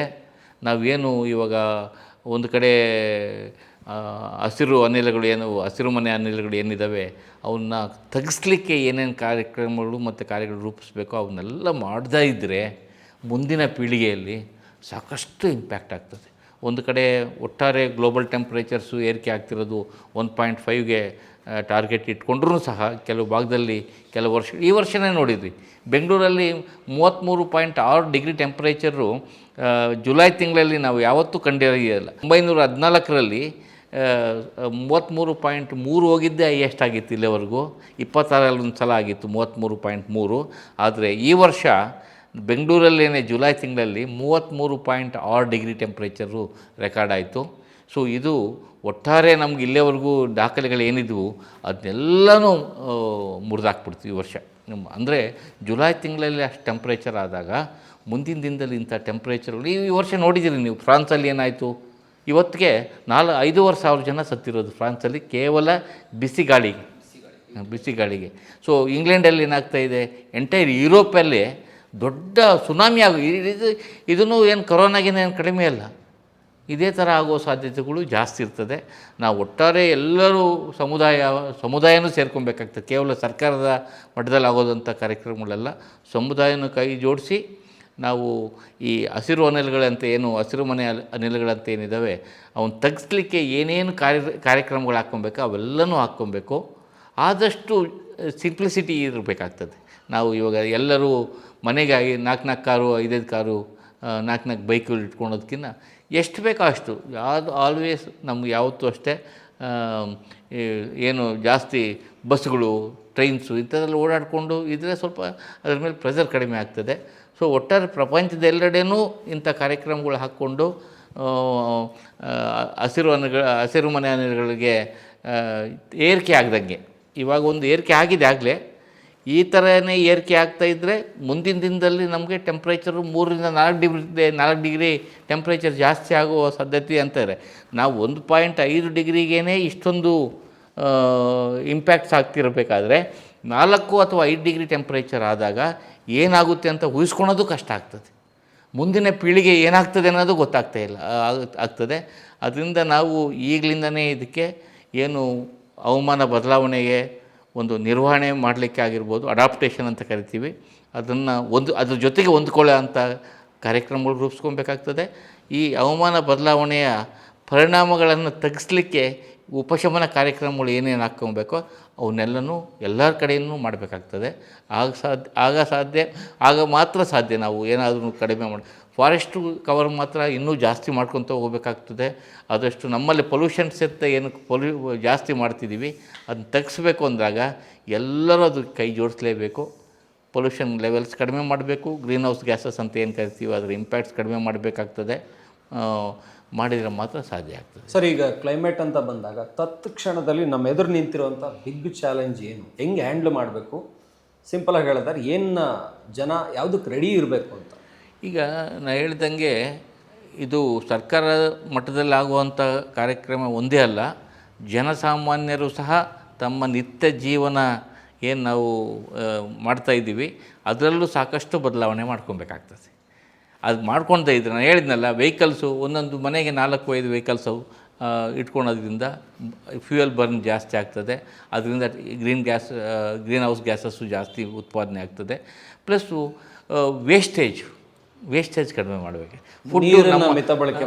ನೀರಿನ ಬಳಕೆ ಇದೆಯಲ್ಲ ಅದು ಭಾಳ ಮಿತ ಬಳಕೆ ಇರಬೇಕಾಗ್ತದೆ. ಮೊದಲು ನಾವು ನೋಡಿದ್ದೀವಿ, ಯಾವಾಗ ಬರ ಇತ್ತು ಆವಾಗ ಬಾವಿಗಳಿಂದ ನೀರು ಸೇರಿಸ್ಕೊಂಡು ತರಬೇಕಾದ್ರೆ ಒಂದು ಬಿದ್ದಿಗೆ ನೀರು ತೊಗೊಂಬಂದು ಒಂದು ದಿವಸ ಮಾಡಿದ್ದು ಇತ್ತು. ಆದರೆ ಇವತ್ತು ನಾವು 120 ಲೀಟರ್ಸ್ ಪರ್ ಕ್ಯಾಪಿಟ ಕೊಡ್ತಾಯಿದ್ದೀವಿ.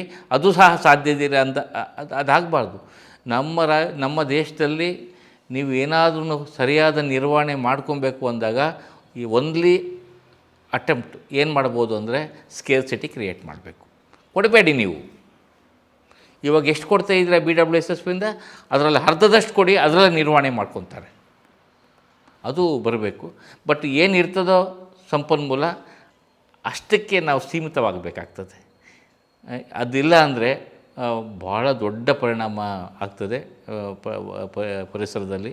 ಅದರಲ್ಲಿ ಕೆಲವು ಎಸ್ಪೆಷಲಿ ಪ್ಲಾಸ್ಟಿಕ್ ಬಗ್ಗೆ ಹೇಳಬೇಕು ಅಂದರೆ ಪ್ಲಾಸ್ಟಿಕ್ ಉತ್ಪಾದನೆಯನ್ನೇ ನಿಲ್ಲಿಸ್ಬಿಡ್ಬೇಕು.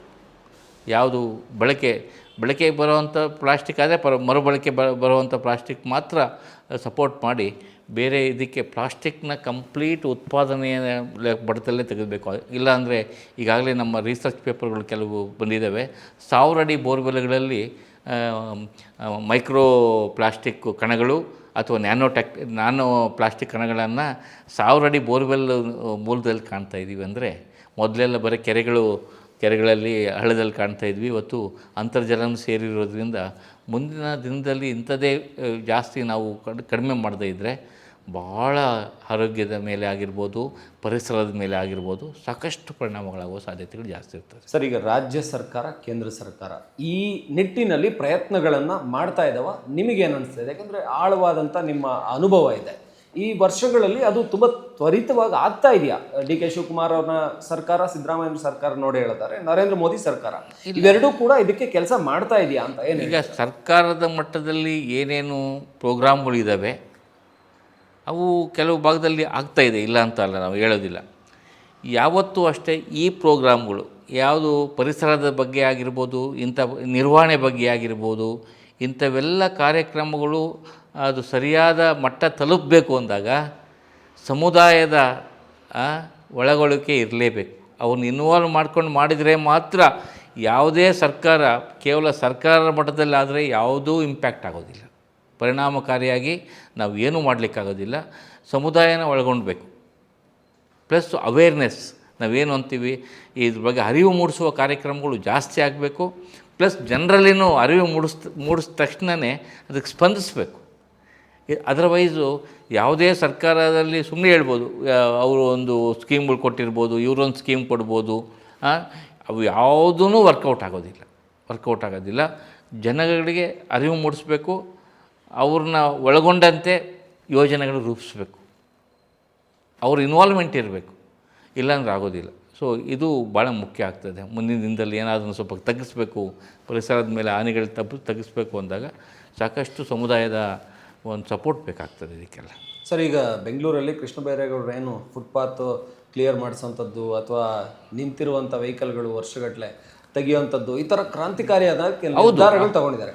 ಆ ಥರದ ನಿರ್ಧಾರ ತಗೊಳ್ಳೋದಾದರೆ ಕೆಲವು ನಿರ್ಧಾರಗಳನ್ನು ಏನು ತಗೊಂಡ್ರೆ ಈ ಬರ ಎದುರಿಸುವಂಥದ್ದು ಇರ್ಬೋದು, ಇಲ್ಲಾಂದರೆ ನೀರಿನ ಸಮಸ್ಯೆ ಇದಕ್ಕೆ ಕಾರಣ ಆಗುತ್ತೆ, ಏನು ನಿರ್ಧಾರ ಭಾಳ ಮುಖ್ಯ. ಅದು ಭಾಳ ಒಳ್ಳೆಯ ಕಾರ್ಯ ಅದು. ಇನ್ಫ್ಯಾಕ್ಟು ಫುಟ್ಪಾತ್ಗಳಲ್ಲಿ ಕ್ಲಿಯರೆನ್ಸ್ ಆಗಿರ್ಬೋದು. ಕೃಷ್ಣ ಬೈರೇಗೌಡರು ನಾನು ಇವಾಗಲೇ ಅಲ್ಲ, ಮೊದಲಿಂದನೂ ಸಾಕಷ್ಟು ಅವ್ರ ಜೊತೆಗೆ ಕೆಲಸ ಮಾಡಿರೋ ಅನುಭವನೂ ಇದೆ ನನಗೆ.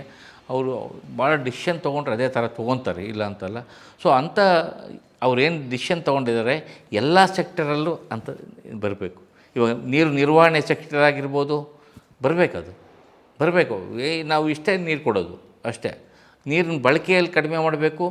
ನೀವು ಇವಾಗ 110 ml ಲೀಟ್ರ್ ಕೊಡ್ತಿದ್ದೀವಿ ಪರ್ ಡೇ ಪರ್ಸನ್ಗೆ, 55 ಕೊಡ್ತೀವಿ. ಆದರೆ ನಾವು ಹಳ್ಳಿಗಳಲ್ಲಿ 30ಕ್ಕೆ ಎಲ್ಲ ಮಾಡ್ಕೊತಾರೆ. ಇವ್ರು ಯಾಕೆ ಮಾಡ್ಕೊಬಾರ್ದು ಅಲ್ವಾ?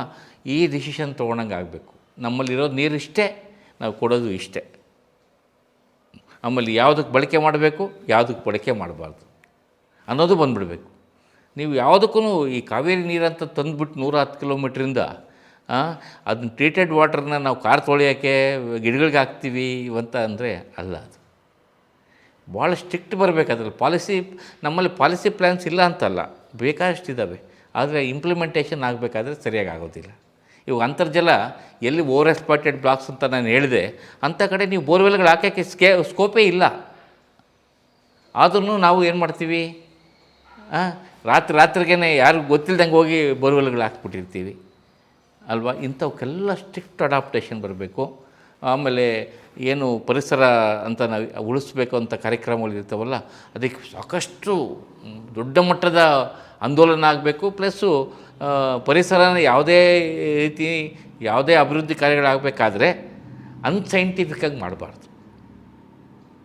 ಎಲ್ಲಿ ಸೂಕ್ಷ್ಮತೆ ಜಾಸ್ತಿ ಇರ್ತದೆ ಅದನ್ನು ಅನ್ಸೈಂಟಿಫಿಕ್ಕಾಗಿ ಮಾಡೋಕ್ಕೆ ಹೋಗಬಾರ್ದು. ಇರೋ ಸಂಪನ್ಮೂಲಗಳನ್ನು ಸದ್ಬಳಕೆ ಮಾಡಿಕೊಂಡೇ ನೀವು ಬದುಕೋದಾದರೆ ನಮಗೆ ಹೆಚ್ಚಿನ ಒತ್ತಡ ಬೀಳೋದಿಲ್ಲ ಸಂಪನ್ಮೂಲಗಳ ಮೇಲೆ. ಇರೋದ್ರಲ್ಲೇ ಬದುಕೋದಕ್ಕೆ ಅಡಾಪ್ಟೇಷನ್ ಅಂತ ಕರಿತೀವಿ. ಅದಕ್ಕೆ ಹೊಂದ್ಕೊಳ್ಬೇಕು ನಾವು ಅಷ್ಟೇ. ಅದನ್ನು ಕಲಿಸ್ಬೇಕಾಗ್ತದೆ. ಅದನ್ನು ಸಾಕಷ್ಟು ಪ್ರೋಗ್ರಾಮ್ಸ್ಗಳು ಹಾಕ್ಕೊಂಡು ಅದನ್ನು ಇಂಪ್ಲಿಮೆಂಟ್ ಮಾಡಬೇಕಾಗ್ತದೆ. ತುಂಬ ಸುದೀರ್ಘವಾಗಿ ಮಾತಾಡಿದ್ವಿ. ಇವತ್ತಿನ ಎಮರ್ಜೆನ್ಸಿ ಅಂತ ಜನ ಗುಳೆ ಹೋಗ್ತಾ ಇದ್ದಾರೆ. ಮುಂದಿನ ದಿನಗಳು ಅತ್ಯಂತ ಭೀಕರವಾಗಿರ್ತವೆ, ನೀರಿಗೆ ಪರದಾಡೋ ಪರಿಸ್ಥಿತಿ ಬರುತ್ತೆ. ಎಕ್ಸ್ಪರ್ಟ್ ಹೇಳ್ತಾ ಇದ್ರು, ಅಂದರೆ ಸರ್ಕಾರ ಕೆಲವು ಕಟ್ಟುನಿಟ್ಟಿನ ನಿರ್ದೇಶನಗಳನ್ನು ಕೊಟ್ಟು ಅದನ್ನು ಜಾರಿ ಮಾಡಬೇಕು, ಇಂಪ್ಲಿಮೆಂಟೇಷನ್ ಅಂತ. ಸರ್, ತಮ್ಮ ಮಾತುಗಳು ಸರ್ಕಾರಕ್ಕೂ ತಲುಪಲಿ, ಜನಸಾಮಾನ್ಯರಿಗೂ ತಲುಪಲಿ. ನಮ್ಮ ಜೊತೆ ಸುಮನ್ ಟಿವಿ ಕನ್ನಡ ಜೊತೆ ಇಷ್ಟೊತ್ತು ಮಾತಾಡಿದ್ದಕ್ಕೆ ತುಂಬ ಥ್ಯಾಂಕ್ಸ್. ನಮಸ್ಕಾರ. ಇದಾಗಿತ್ತು ತತ್ಕ್ಷಣದ ಎಮರ್ಜೆನ್ಸಿ ಬರ ಹೇಗೆ ಎದುರಿಸಬೇಕು ಅನ್ನುವಂಥದ್ದು. ಮತ್ತಷ್ಟು ಈ ರೀತಿಯ ವಿಶೇಷವಾದಂಥ ವಿಚಾರಗಳ ಕಾರ್ಯಕ್ರಮಗಳ ಜೊತೆ ನಿಮ್ಮ ಮುಂದೆ ಬರ್ತಾ ಇರ್ತೀವಿ. ನೋಡ್ತಾ ಇರಿ ಸುಮನ್ ಟಿವಿ ಕನ್ನಡ.